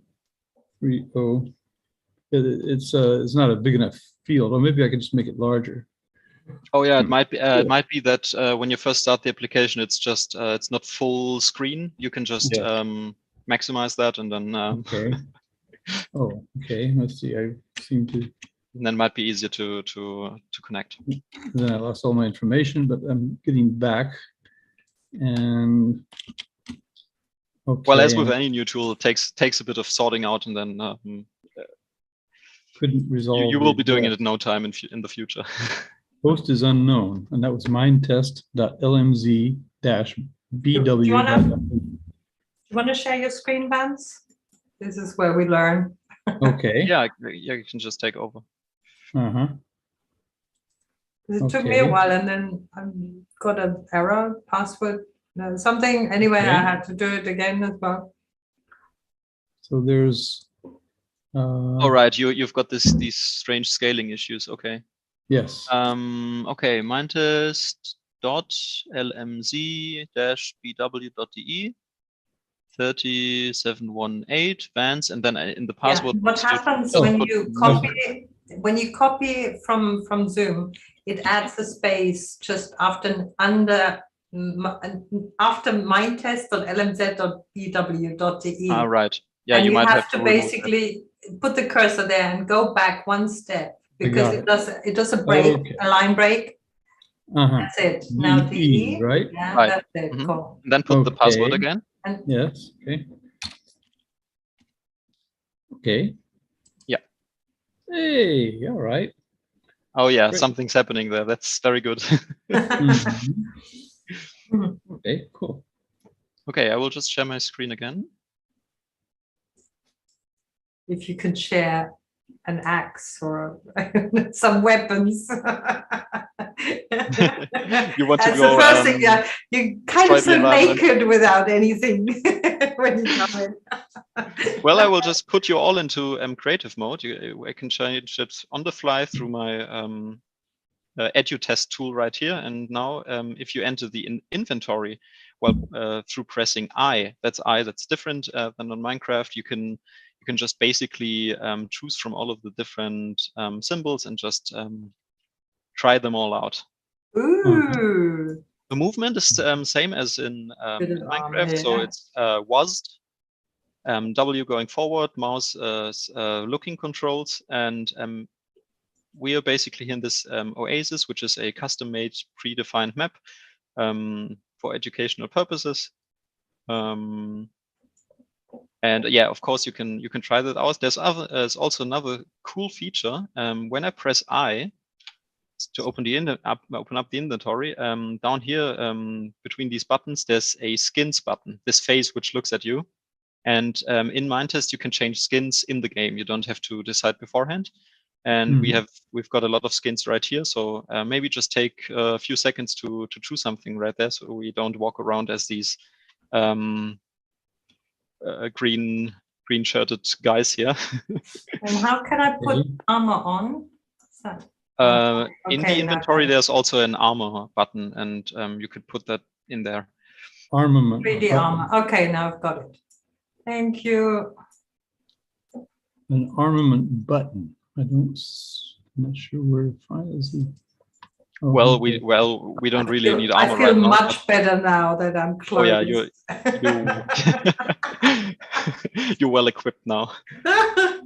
A bit of armor does it. I will also give you my diamond multi-tool, which is basically sword, axe, pickaxe, one and all. You can just pick it up through clicking on it. I have a question. Can you fly in Minecraft? You fly by double tapping the space. I've granted you all flying rights. In the standard installation, this is not through double tapping space, but you can enable it in the change keys menu, in the pause menu. When you want to just use it like that, you press the letter K. And then with space, you can just fly up. With shift, you can go down, and you toggle it off with K again. Of course, don't do that while you're in mid-air, or you will probably lose some parts. Hit the ceiling. It looks like shift brings you down. Shift brings you down, yeah. Yeah. Okay, that's a good one. So you're already exploring, that's a nice thing. I don't know how, I mean, you're all using Minecraft somehow, right? So you should be fairly well adjusted to that. We've got this beginner parkour here in this yellow dome. Of course, again in German, but it tells you basically what to do, how to climb up ladders and so on. And from the main dome, which we can just quickly return to, you can also go to different locations. In Minetest, whether you're in creative or survival mode doesn't have anything to do with your hearts. So basically, all of you are in creative mode right now, but still you could take some damage from falling. So these two properties or these two modes are can be configured independently from each other. Okay, I will just quickly teleport you to me through the. I mean, on my screen sharing, you can see it. I've got this little instructor's hat down here in my inventory, and there's we're not looking at your screen at all now. Okay, not a problem. No, just telling you that well, I can also enable it for you, so you can try that out yourself. Heike Philp, what? What is it? I didn't see what you typed to. Yeah, I was just typing some privileges. I was giving you the privilege all to use this this classroom management tool, basically. Might be in German, I don't know. TP student shout fly fast home creative interact teacher Zoom. Right. That looks like all the privileges. Well, it's a lot of privileges. From the inventory, there's this teacher's hat. And from there's a lot of functions. I don't know whether they appear in German to you. On my local install, it's also in English. I've got no idea, but basically there you could try out something like giving people flying mode privileges, putting them into and out of creative, freezing them, teleporting them, stuff like that. So that helps a lot for people who are new with Minetest and education. Robert or Vance, do you have it in English? Mine's in what I assume is German. The crafting table says crafting. It says trash. I never did see where the teacher's hat was. Yeah, that's all to the right, but due to your scaling, it could be hidden as well. Oh, I see. It's okay. All right. And what is this scaling issue? I think on some high DPI or low DPI screens, I think the buttons appear larger or smaller. That well, we would have to take some more time to sort that out, but I think for now the basic gameplay is down. Perhaps the 25% scaling or 50% scaling that some of us elderly folks with short-sightedness do. Could very well be. So I would just like to take 2 more minutes and in the game, and then I will just tell you how you can use this for yourself, because I wanted to show you one other cool feature, and that's these yellow telephone boxes, and they serve as teleporters through to different locations on the map. Oh, I like that matrix approach. Oh yeah, that's it's a lot of fun. You just put them up and connect them up into networks, and if you use this left one where it says adventures and right click on it, or for maximum effect you can also walk into it and then right click it, you get some options. And if we just click on maybe Robinson Crusoe's island, you can see one of our learning activities we've got prepared for some for educational purposes. Oh, lovely. That is amazing. Maybe just try that out real quick. Right click on the travel box. So you have to be within a certain distance. Right click on that, and then yeah, perfect. Vance is already here. Oh, cool. So yeah, this is basically a scenario where you're stranded on an island. There's this big ship, there's flames, and now you have to survive. And then students, of course, can think up ideas like, well, maybe there's planes overhead, so we could make a big SOS sign. Should probably get some shelter, get some food. Maybe there's animals on this island, so we might get something to eat. Or for the vegetarians, there might be some plants. All of these things can be figured out collaboratively. And well, I just wanted to quickly show you that. Also, there's this this wall here where it shows you how to craft things. Well, there's a lot more, but of course you can also use the server instance again throughout the day if you feel so. And you can try out the other things as well. Sorry if not every UI component is in in English. It's just that we never had the need to have that as until now. But I know that for example, the classroom management tool is also available in English. I will just now quit to OS, so escape and exit to OS and return to my presentation, because I wanted to give you some last information.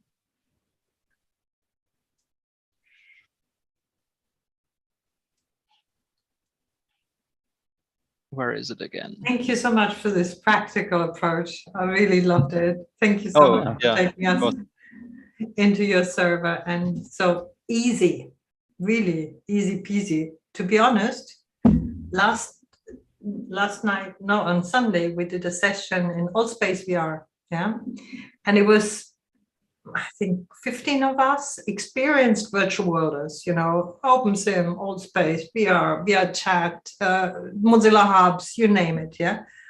And as a group of people, it took us 1 hour and 15 for all of us to be together at the same place. Yeah. We had Microsoft sign-in issues left, right, and center. Yeah, we had download installation issues left, right, center. Then when you enter Allspace VR, first thing is you're inside in your own box. Then in the interface of Allspace VR, a number of us couldn't find the menu where to add that specific event where we could all meet. And the number couldn't be put in, only because you clicked, instead of the map, you should have clicked on another button, yeah? Simple things I add. It took us 1 hour 50 just for all of us to get together at the very same place. And only then could we add each other as friends, and only then could we teleport together to a place. It was incredible. I couldn't believe it. This is Microsoft, yeah? So in comparison, is this a piece of cake, honestly? Well, okay. I'm happy. Go ahead. I'm sorry I had to this outburst. Thank you. Well, I'm always a bit anxious within such a short time span to get everybody on board, but it worked out pretty well this time, so I'm very happy about that. Here on this slide, I've just put also another location, the studio, where we've got some green screen blocks. I couldn't show you that just due to the time, and also the building bridges activity, basically where students have to build bridges to get into the game and the gameplay over a sea of lava in teams. So that's a lot of fun as well. And of course, the Robinson Crusoe Island we just saw just now. And there's other locations which you may explore in your free time.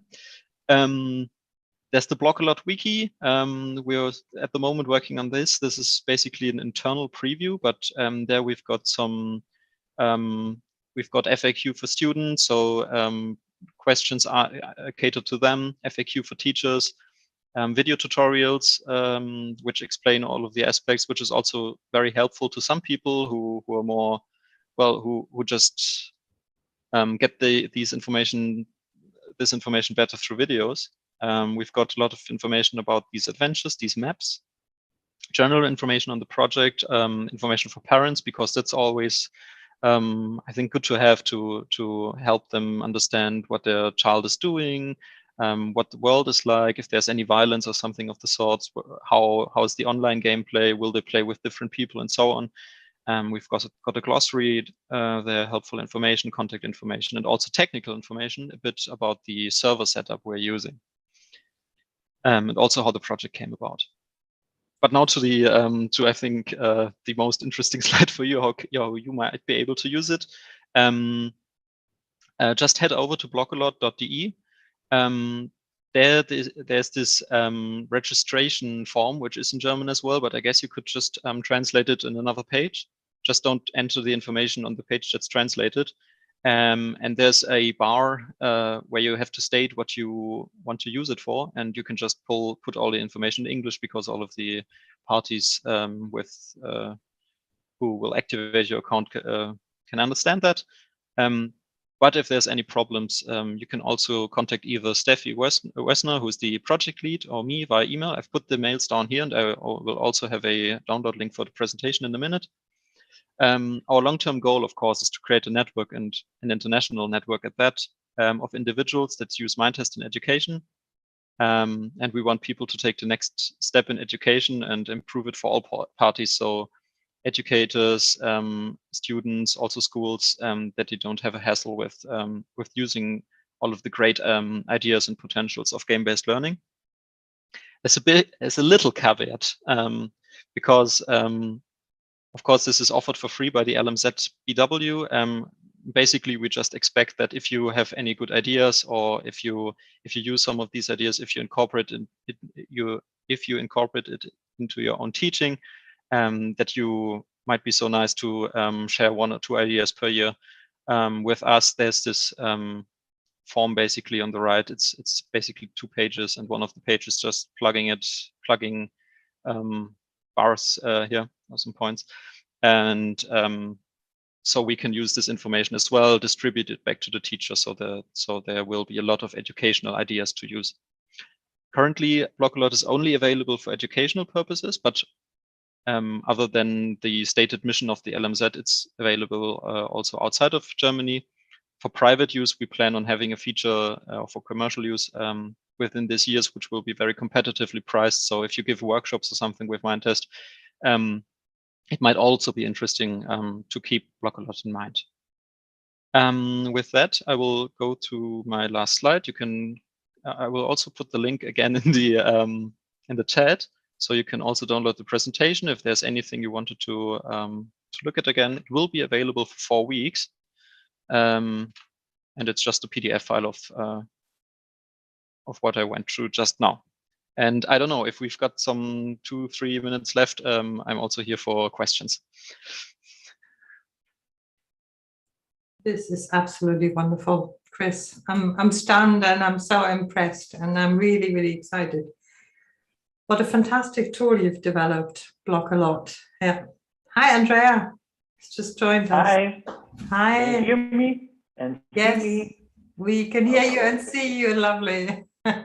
Chris has just presented to us a wonderful, really a fantastically practical solution, an alternative to Minecraft that can be used on the fly. All 3 of us, Robert, Vance, myself, we installed it on the fly. we entered a common space in what looked like to us Minecraft within a matter of a few minutes, yeah. And then Chris showed us the admin tool which they developed called BLOCKALOT for teachers to create rooms, to add students, to delete students, to give them certain privileges. And then he made us all teachers in this Minetest version, which looked very much like, you know, Robinson Crusoe, and they've got these cool teleporters that look like a telephone booth, the Matrix style. No, fantastic, absolutely brilliant. I'm really, really excited. There's no sort of copyright issues with now that, I mean, with Minecraft being owned by Microsoft. I mean, obviously it's a clone, but it doesn't, I mean, it doesn't share any, I suppose doesn't share any of the same source code. So I mean, there's no copyright issues at all? I mean, you're not. Well, it was developed from scratch. It's clearly, I mean, it's clearly a clone, right? So. Well, it started out as a clone. The thing that separates it now is that it's more as a game engine. It's fairly interesting that there are games like, for example, you know, the Subway Surfer mobile phone game where you have to dodge subways which go your direction. This also has been implemented in Minetest. So it's basically not this block creative mining world, but other games are also possible, just that they work with blocks. So that's maybe a difference. But other than that, it was developed from scratch in C++, and just because it's for free, I guess there's no copyright infringement problems because all of the assets are newly generated. Of course, you may be able to find texture packs online or skins that share the same textures, but that's basically a community problem and not a problem of the application itself. But basically everything you saw is developed from scratch, and yeah, just because it's not for profit on non-commercial, it seems to be no problem. It seems great, and it does. I mean, I noticed immediately that it does run faster, certainly, than the Java version of Minecraft, which is, you know, pretty slow. So that's great. I mean, it's a good. I mean, it's a good solution for people that, you know, I mean, for you know, education issues, places where you know you don't have the money to buy, you know, a license for Minecraft for, you know, for every one of the students that you're going to use it with or something. And also in terms of hardware, we've used it with an art museum on Raspberry Pis, and it works just as well with all of the modifications and everything. So you get the same experience on very limited hardware, which might be very interesting for some countries as well, or for some educational contexts. Even Raspberry Pis? Oh, that is incredible. It's incredible. Thank you so much, Chris. It's been fantastic and a fabulous presentation. Very practical, lots of information there. I'm so happy that you came on and told us everything about this one. And I'm looking forward to working with you in Excalibur. Hopefully, you know. Hopefully, yeah, would be very nice for me as well. Yeah. Yeah, in 2 years' time, you might say, "Oh, not again, you, Heike," you know. I'm the presentation first. Thank you so much for joining us, really, from Stuttgart in Germany. So I'm looking forward to the EVO Minetest MOOC conference, first ever conference in language learning, maybe 2023. Who knows? That would be a cool one. Well, there will be a big event this summer, and I will be sure to send some information to Heike, and maybe we can get some people from EVO MC online. It's on Minetest and on playing and exploration and learning and education. It will be a blast. Yeah, well, obviously that's what we're all doing. We're all having fun, right? So with this, I'm concluding the recording today on Tuesday, the 8th of February 2022. Chris Binder has joined us from Stuttgart to talk about Minetest and BLOCKALOT. And thanks. Yeah, thank you very much. Well done. Thank you. Thank you very much. So, and we keep the live stream running. A live stream. Don't worry. Live was stream, streamed, I presume and it's still going. Andreas, only 2,500 people on the live stream. No, I'm kidding. You know, there's nobody on. No, the thing is there's a beautiful small little group of people here, and I like this approach for the very first EVO Minecraft conference for language learning. That's the important thing. So I'll pass over to Vance just to say a few just kick-off words.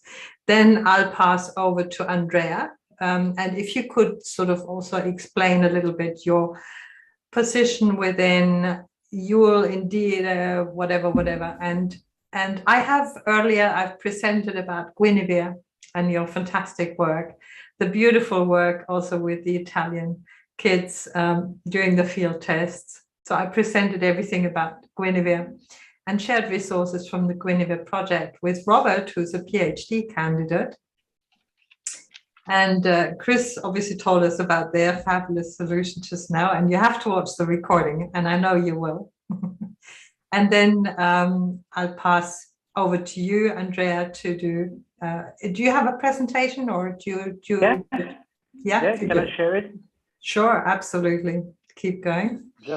And I'll just start the recording off again. Yeah, and I'm okay. Sharing it. Wow. Okay. Awesome. I'll just mention those that Mac users. We're in the.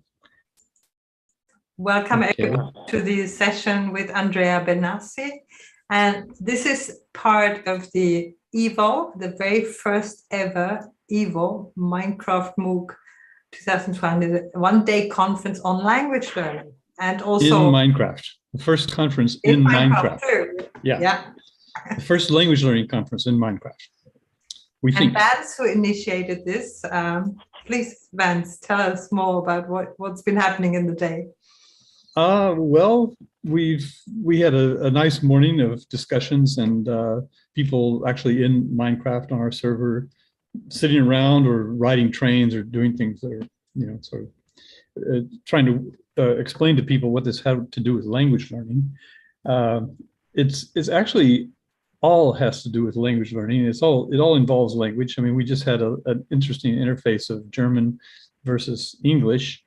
The language is kind of independent, I mean, of what you're trying to do. And maybe a good example of that would be the Smolchets kids. They're Croatian kids, and I went to visit them in Croatia because they were. Maritana. Yeah. Oh, wow. Anyway, yeah. So, but I met them, and they told me that they would watch videos about Minecraft if they wanted to solve any problem, but the videos were all in this foreign language. And they said eventually the language just emerged. You know, so like some of the things that you're talking about, the young girl you had in your house who just opened up, and even we've seen Chris just come out in fantastic English, which he was so concerned about it to begin with. But anyway, it's all once the flow gets going, whatever you're trying to do, you know, engineer or use CLIL to learn a subject. If your subject happens to be English, that's even the better, because all these other aspects involve language and communication and people doing what they want to do and bringing language from within and getting it out because they want to do it.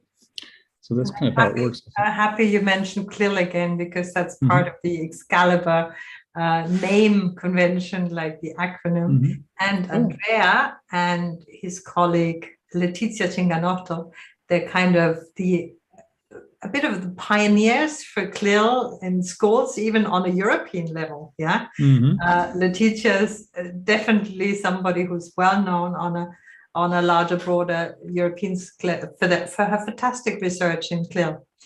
And so I'm happy to pass over to Andrea Benassi, who will tell us a little bit about Minecraft, the large scale experiences from Italy. And without further ado, over to you. Hello, everyone. I'm Andrea Benassi, and I'm a research technologist at Indire, Italy. That is the National Institute for Educational Development. And I'm involved in studying immersive world from, well, 2006, more or less. And at Indire, we developed a virtual world for education based on Open Simulator that is called Edmondo. It is just for Italian teachers and students to do learning activities inside it. And then we started using Minecraft with schools in 2016, more or less. And of course, the first question is, oh, I cannot, why Minecraft at school? Well, of course, there are many answers to this question, but my answer is that Minecraft is a sort of laboratory, a sort of room in the school that is not in the physical space, but into the computer, into the virtual reality in a way. And Minecraft is different to other virtual worlds because it is more simple for younger kids. Younger kids can deal with blocks, not with polygons, not with more difficult, complex geometry. And this is why we struggled in using Open Simulator in primary schools. Only the teacher built in primary schools with Open Simulator, but give Minecraft to the younger students and they will start to build just from now. And this is why we started to using Minecraft not only in primary schools, but also in secondary schools. Here are some.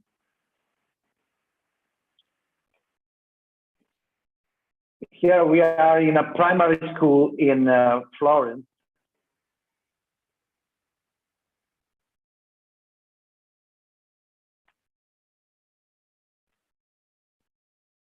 And later I will tell you what they are doing. What is this paper together with the computer?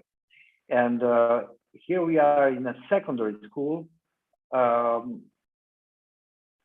are dealing with complex scripting in Minecraft. So it is like assigning behavior to the shapes in a way. And here we are in a pandemic, in pandemic times, in a primary school.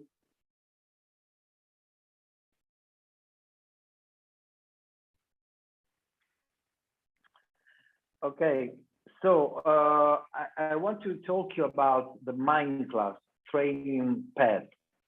It is a teacher training pad about the educational use of Minecraft for Italian teachers.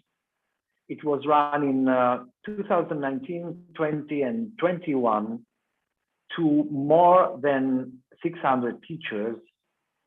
And inside the Minecraft teacher training path, teachers piloted activities with their students. And the Minecraft project had 4 stages because we were dealing with teachers that were jumping in Minecraft for the first time. So they needed a familiarization stage in which they built their first house in Minecraft, their first building in a way. And then the second stage, that is the design of learning activities using Minecraft, of course. Each teacher, their own learning activities, and then they piloted this activity in their school with their teachers, with their students, and then a final analysis of what what were the piloted findings. And I want to talk about the Minecraft methodology. because in my experience, not so many teachers are ready to bring Minecraft in the classroom and start. They need some support. They need maybe for the first time, but they need just for the first time, but they need to be supported. They ask for a methodology. What I could do, what could I do in Minecraft? Please give me some examples. How can I use Minecraft in my subject, with my subject, in my method? And then we elaborated a Minecraft methodology that has 5 constants. And the first one is obvious, maybe, is that students have to build in Minecraft, not the teachers, And before building, students have to design on paper their building. It's similar to what the architects do.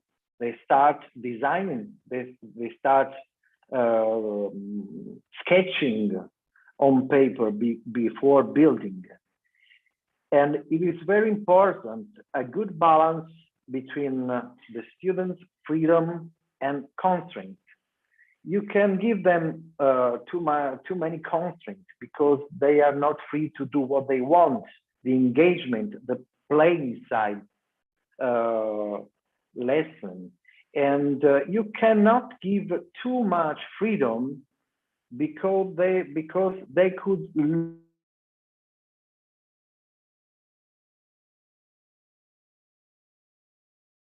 clear for them.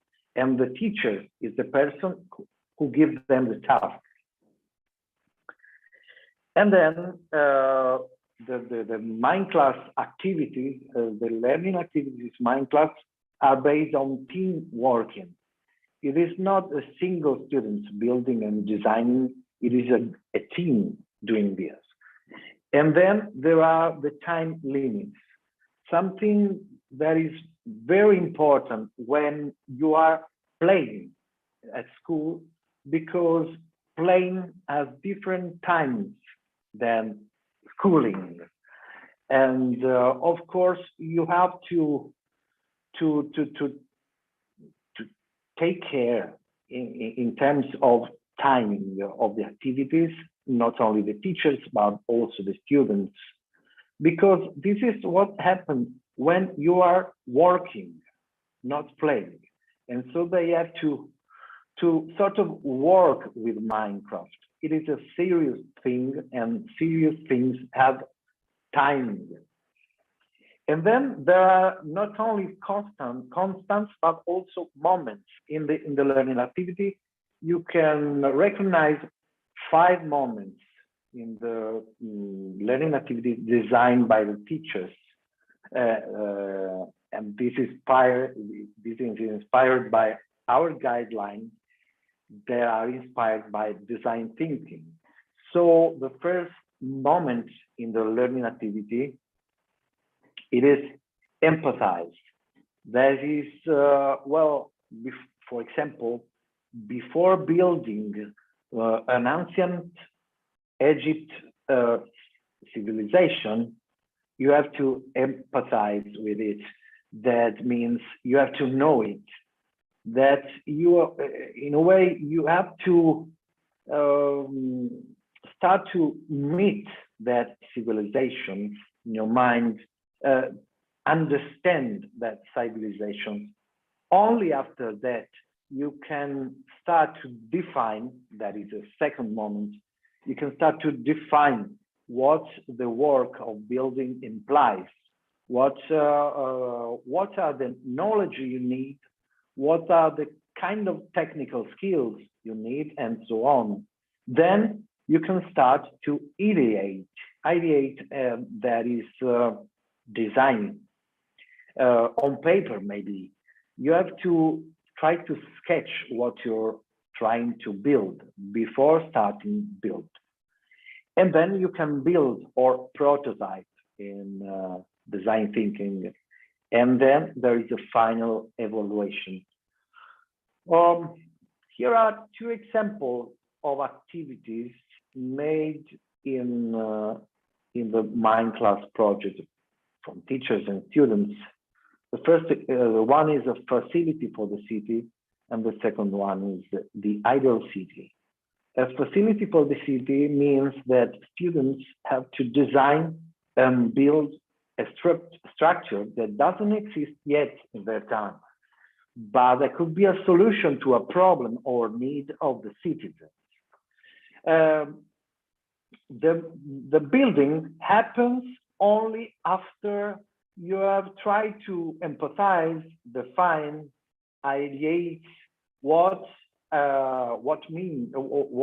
could be a structure, a facility for your city, for example, a bridge. But you cannot, you have to ask the people. So imagine primary school students serving the population of their town in order to find out what are their needs, their problems that needs a solution. And so it means you have to ask people. Students have to ask people about this. And then they have to identify the main problem and decide which of these problems could be the subject of their work, and then trying to design it, ideate, and only then starting to build in Minecraft.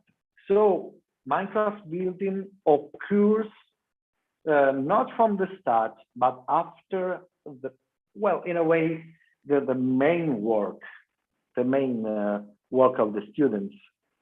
And the second one is the ideal city, in which students design and build an ideal city in Minecraft. And of course, the need, what are the needs, the value, the rights of a community that decides to join and live together in a city, in a town. They ask for themselves, for that, the students, they have to negotiate in order to decide where and to put a building, what is the meaning of that building, and why is that building and not another one, and so on. This is made on paper, and then the building occurs. And of course, the third and the second and the third edition of a Minecraft project occurred during the pandemics. And so one problem arrived because students were at home and the teachers were at home sometimes. And in our opinion, Minecraft can become, in this situation, a sort of laboratory online in which the people can meet in a different way from the typical remote learning made of Zoom, like today, or other tools, online tools, because you enter a shared place in which you can start to collaborate with your teammates, with the other students, and with the teachers, even if you are not present at school, but if you are connected from home. So this is a 7-year-old student.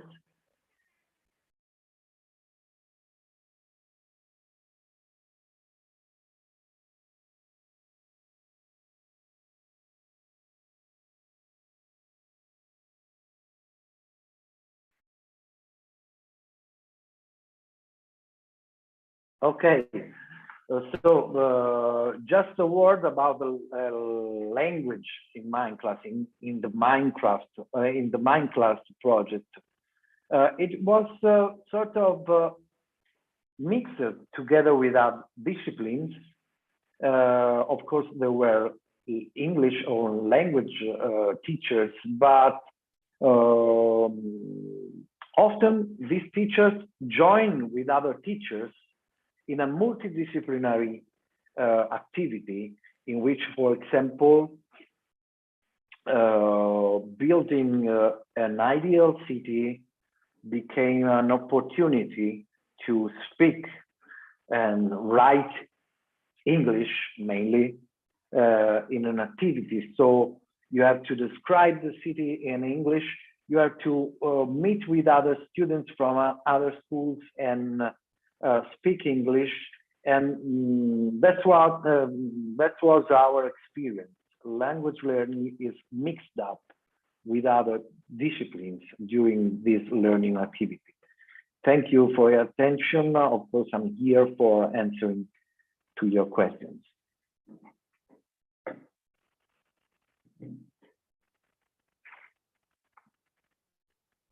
Thank you so much, Andrea.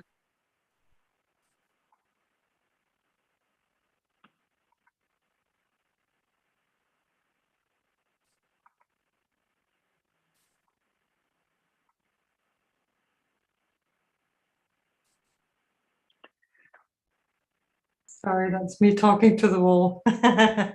Andrea, wonderful, absolutely incredible. Thank you so much. And you rightly said it was this approach of some of the teachers working together with English teachers.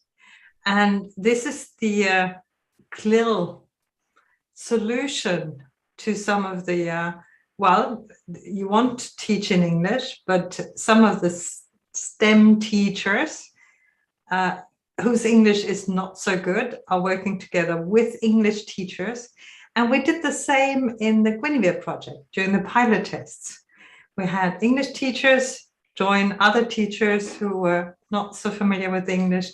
And that was an interesting and very productive collaboration and a challenge as well, yeah? And Andrea, can you tell us just a little bit, perhaps also whether you've run into other challenges other than language? Well, challenges. Well, the main challenge is well, there is a problem. I went to a school. A school manager asked me to enter in a primary school and manage learning activities to 9-year-old students last September. And I was together with teachers, a normal teachers. I'm not a teacher. And my perception was confirmed. Most of teachers have a sort of fear to enter a field that is more close to the students than the teacher, than the school. They fear that students, they fear that they could lose control in an environment in which the students are more expert than them, and they are, of course. Yes, they are. And this is well, a new condition for some teachers, because they manage to teach something that they know more than their students, and it has to be in a way.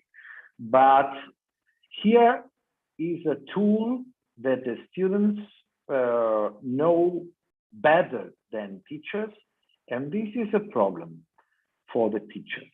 This is a problem because, of course, they have to know something about Minecraft. Otherwise, they don't understand what is happening in the world of Minecraft. But they don't have to be more experts than the students. And it's a mental issue. It's not, well, they have to learn to deal with tools that are more familiar with students than the teachers and the schools. If they do that, they can start to doing things that are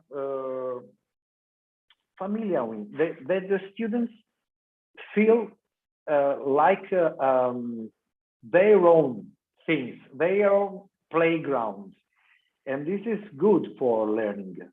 This is the main challenge, in my opinion, and in my experience.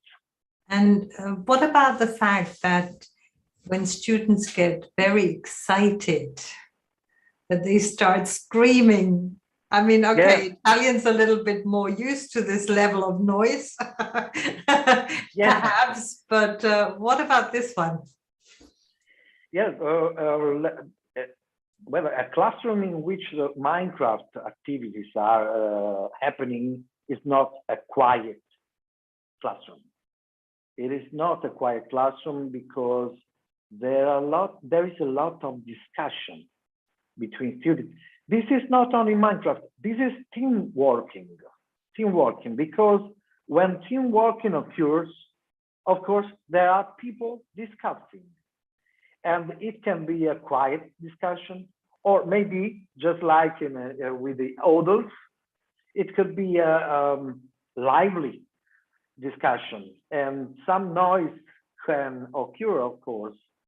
But I think it is normal. I think that an environment, a productive environment, is not necessarily a quiet environment. Of course, there are some rules, and it needs some experience to deal with team working.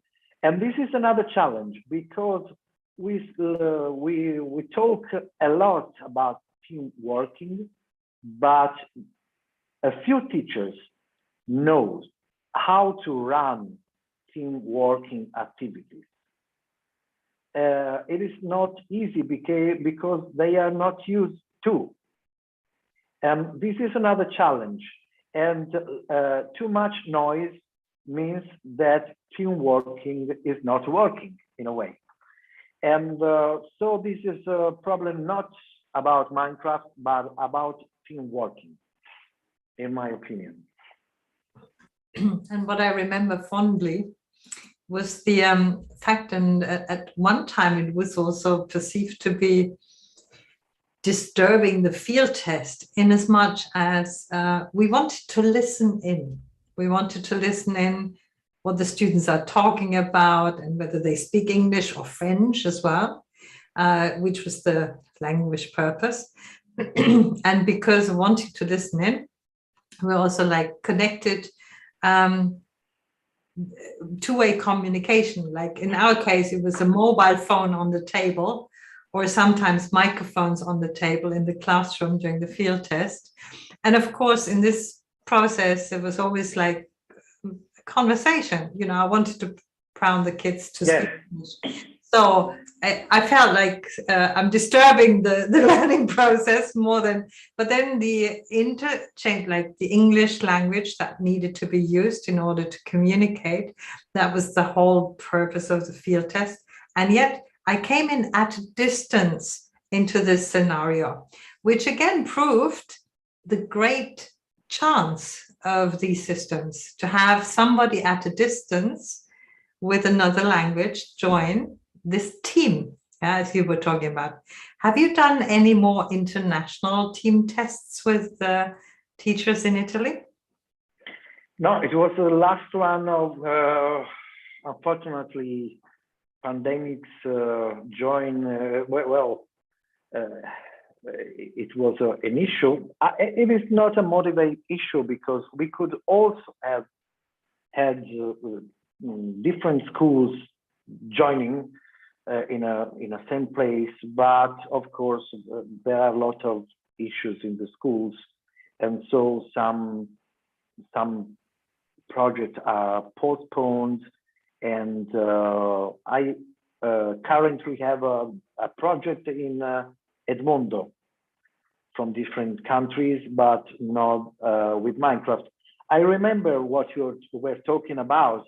If we were from remote, listening to a classroom that was team working with Minecraft, and if you put a microphone in a classroom in which there are 5 teams working, you can hear nothing, because there is not just one thing happening in that classroom, but 5 things happening. And so you cannot put a microphone in the classroom. You have to put a microphone on the team in order to understand something.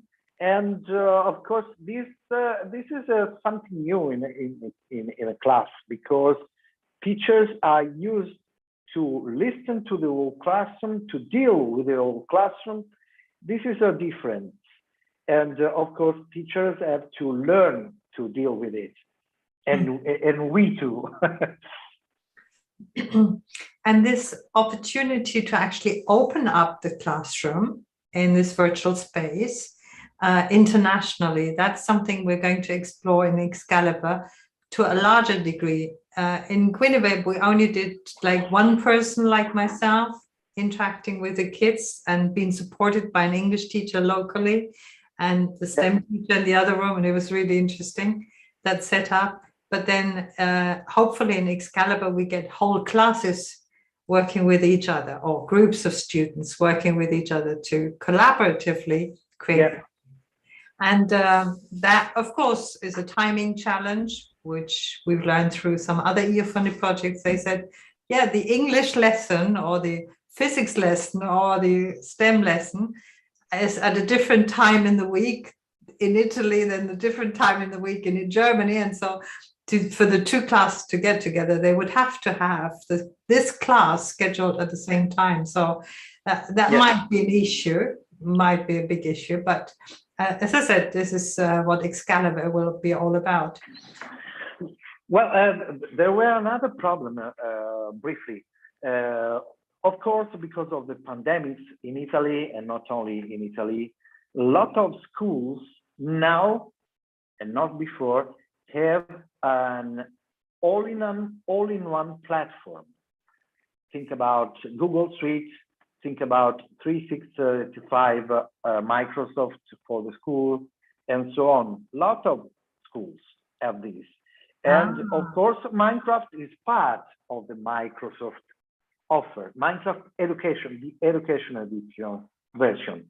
Problem is that, you know, Minecraft Education Edition is not built for letting different schools dealing. It is made for a classroom physically present in a LAN network and joining together in a world. But if you are using Microsoft Education Edition from remote, some problems arises. And this is another barrier for using that kind of Minecraft, the Minecraft Education Edition, that some schools already have now because of the pandemics, because of the suite, of the Microsoft suite. But we have a lot of problems when the students are not in the same physical space. And of course, my opinion is that Microsoft should address this. Okay, interesting. And it was also, I remember back in the Guinevere project, we couldn't get Minecraft Edu licenses because we weren't a school, but we were an EO-funded project. We were educational, we were a group of universities, but we could not get Minecraft Edu licenses as per degree because Microsoft only issues those to schools, registered local schools. Yeah, that is a big issue. Interesting.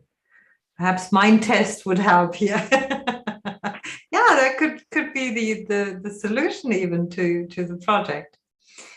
Thank you so much. Is there Robert? Do you have a question? Or Vance, Bobby?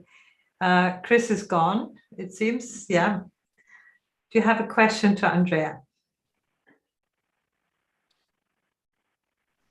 It's very interesting. You're fortunate in working with young children. I think children are amenable to, creating in this way using games. Have you gone have you used this with older children or people in secondary school, or is it all Or you adults? Yeah. Yeah, I am used in secondary schools, but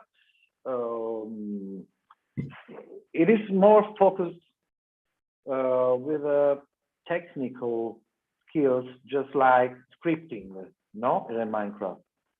And there was a challenge in Italy last year, and in my experience, what the primary school teachers, students did was more in a way interesting than what the secondary school students did. Why? Because secondary school teachers are more focused on, and students are more focused on aesthetics, the accuracy of the building, you know? So they build incredible locations, but of course this is very focused on particular skills, and of course there are many more powerful tools to be realistic than Minecraft, of course. A good experience was with a computer science class, 17 years old, that used algorithms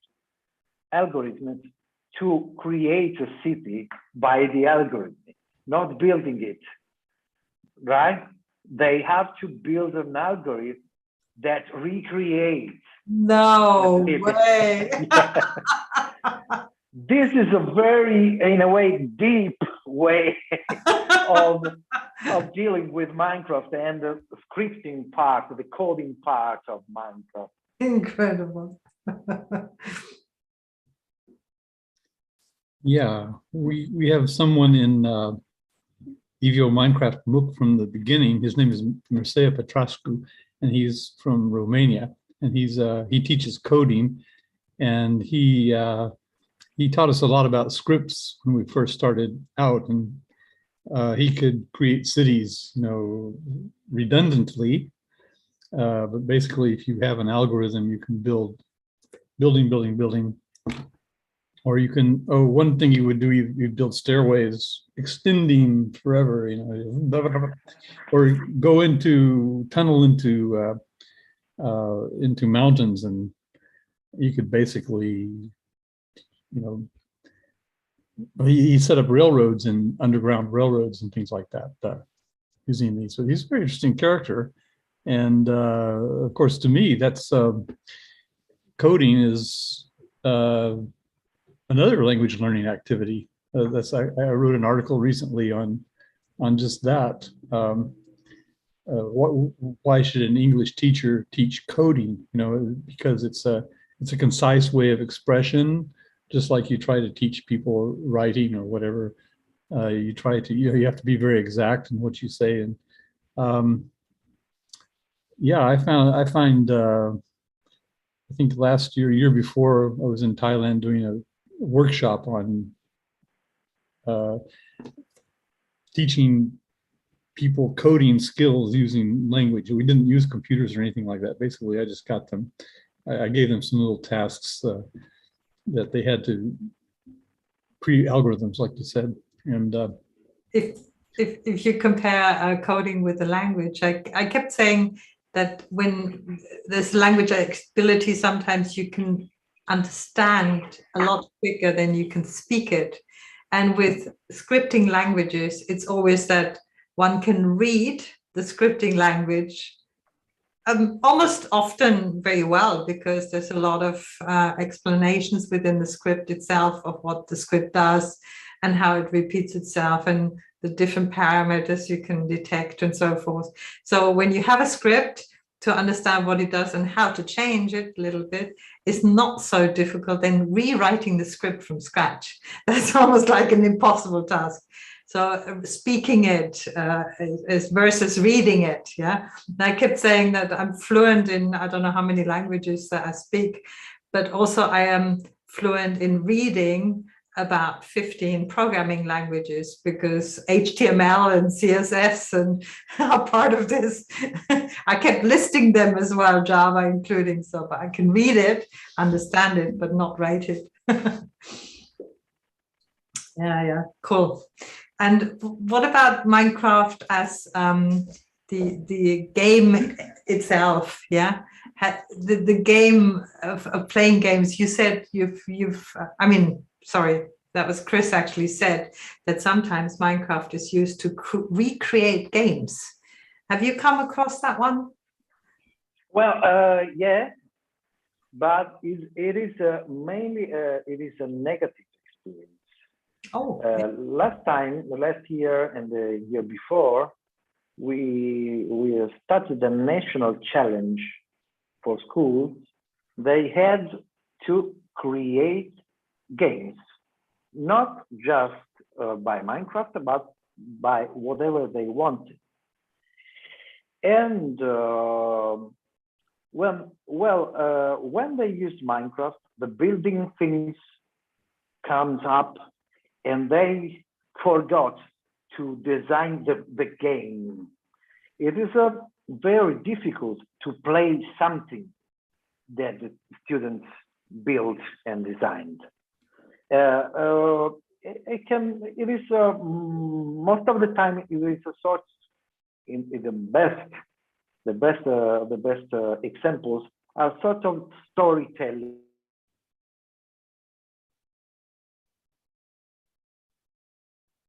Oh, you just froze a little bit. Sort of storytelling is what we got. And then you were frozen, Andrea. For me. For me too. Okay. We seem to be okay. This is interesting because we build games. Here he is. Welcome back, Andrea. Keep going. Yeah. In my opinion, game design is a skill that has to be learned by teachers before the students. And in this challenge, the best works were made by design, game design tools that were more simple than Minecraft, not so engaging, but more focused on game dynamics. Interesting that you're saying this, Andrea, because this is what something I mentioned in Guinevere was one of our findings when we spent almost 3, 4, 5 months on building games. You know, Guinevere was all about games. So there was this pyramid, which was an escape room game. Then there was the bridle path where you had to ride through and collect words. Then there was this game with sounds, etc., etc. And all of these games that we built, the kids more or less ignored. I mean, the months of work that we put in, the infrastructure, a restaurant where you could role play, ordering food and things like that, completely and utterly ignored it and started to build. So yes, you're right there. Games and building in Minecraft does not seem to go all that well, not such as, you know, the creation process is more of it. And I like this approach about them having to design on paper with square, you know, the squares and everything before building. I like that, really.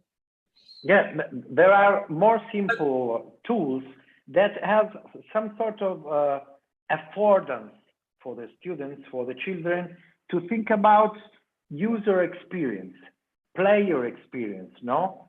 In Minecraft, a lot of students, I evaluated more than 1,000 games made, 800 were made by Minecraft. But most of them, the player were the people who created it, not other people. I understand what I mean. The user experience is something that the students and the teachers, of course, don't take into account. And this is game design, of course. Fantastic. Vance, if you still have some questions, perhaps. Well, you know, Jane, who has a son named Matty, is really into designing games. And he's run a few of them by us. He generally creates a maze of some kind. I think one time he put a bunch of sheep, dyed wool sheep, in an area, and we had to go, and our task was to get certain colored wools. And so we had to attack these sheep and shear them and get the wools. And I can't remember, but it kept going from different layers. He had many different layers, you know, in Minecraft. That was kind of a complicated game, but he and Maddie's and Jane has also set up tasks for students where they have to, let's say, I think last year they had the year of the pig. They had to create a pig in Minecraft, and she had different teams. And one of the teams was Maddie and his friends, and she was studying their vocabulary development. So she did an interesting paper on that. And just the other day, a few days ago, Maddie designed another game, and we had to go in and navigate. We had to get on a pig, ride a pig through a maze, and then at the other end, get on a strider, which is another creature, and I think shoot arrows at dragons' heads. He called that the end. He called it the overworld, the nether, and the end. It wasn't really that in Minecraft, but still, I mean, he really likes to make games, and yeah, that's something that can be tapped. So, does that catch on with kids? I mean, did they do a lot of that? No, in my experience, no. Well, I was thinking about that. Well, the main pleasure in playing Minecraft is creativity, is infinite possibilities, no, for the player. And so it is difficult to create a structured playing experience inside Minecraft. You understand what I mean? Absolutely. I don't like playing these games. They're too constraining. I like playing Minecraft. I like going out and developing. And this guy Mircea, that he used to build these little places where you had to go, and he wanted to relate it to language. So you had a question of something, and then you had to turn this lever and this lever to answer the question. And if you didn't get it right, you had to stay in this place. So frustrated, you know, because it's not just if you know the answer, it's also you have to manipulate the levers, and I just get frustrated with that kind of thing. Yeah, there are other games that are more structured, of course. You expect it to be so, and it is fun in that way, of course. The platform games, for example, in which you have to follow a straight line, and it is more simple to design a game, a platform game, not that a game inside Minecraft, because when you enter Minecraft, you expect a lot of freedom, not some sort of pre-ordered experience from other people. This is the notch. Yes, absolutely. And somebody made the point earlier today that Minecraft is not a game. It's a toy. It's a tool. And we use it as a lab. Mm-hmm.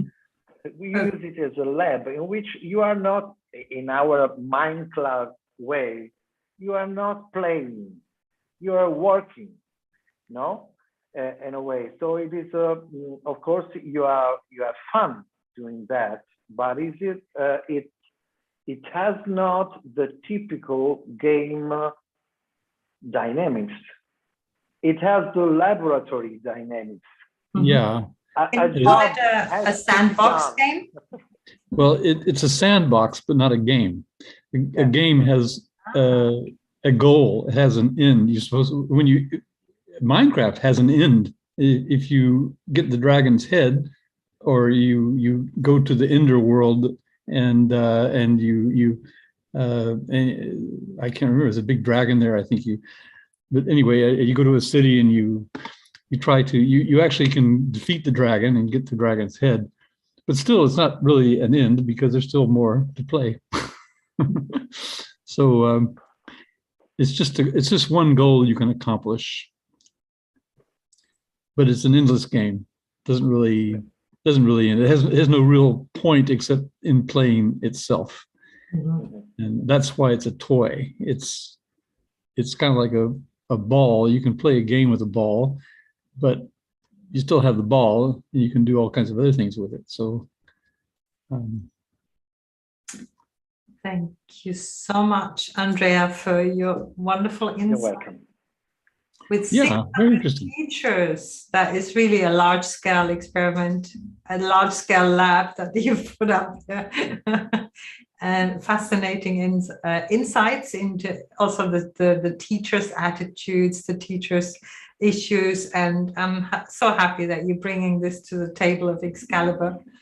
And the Excalibur sword might be the Minecraft sword. I hope that we get a logo that looks like the Minecraft sword called Excalibur.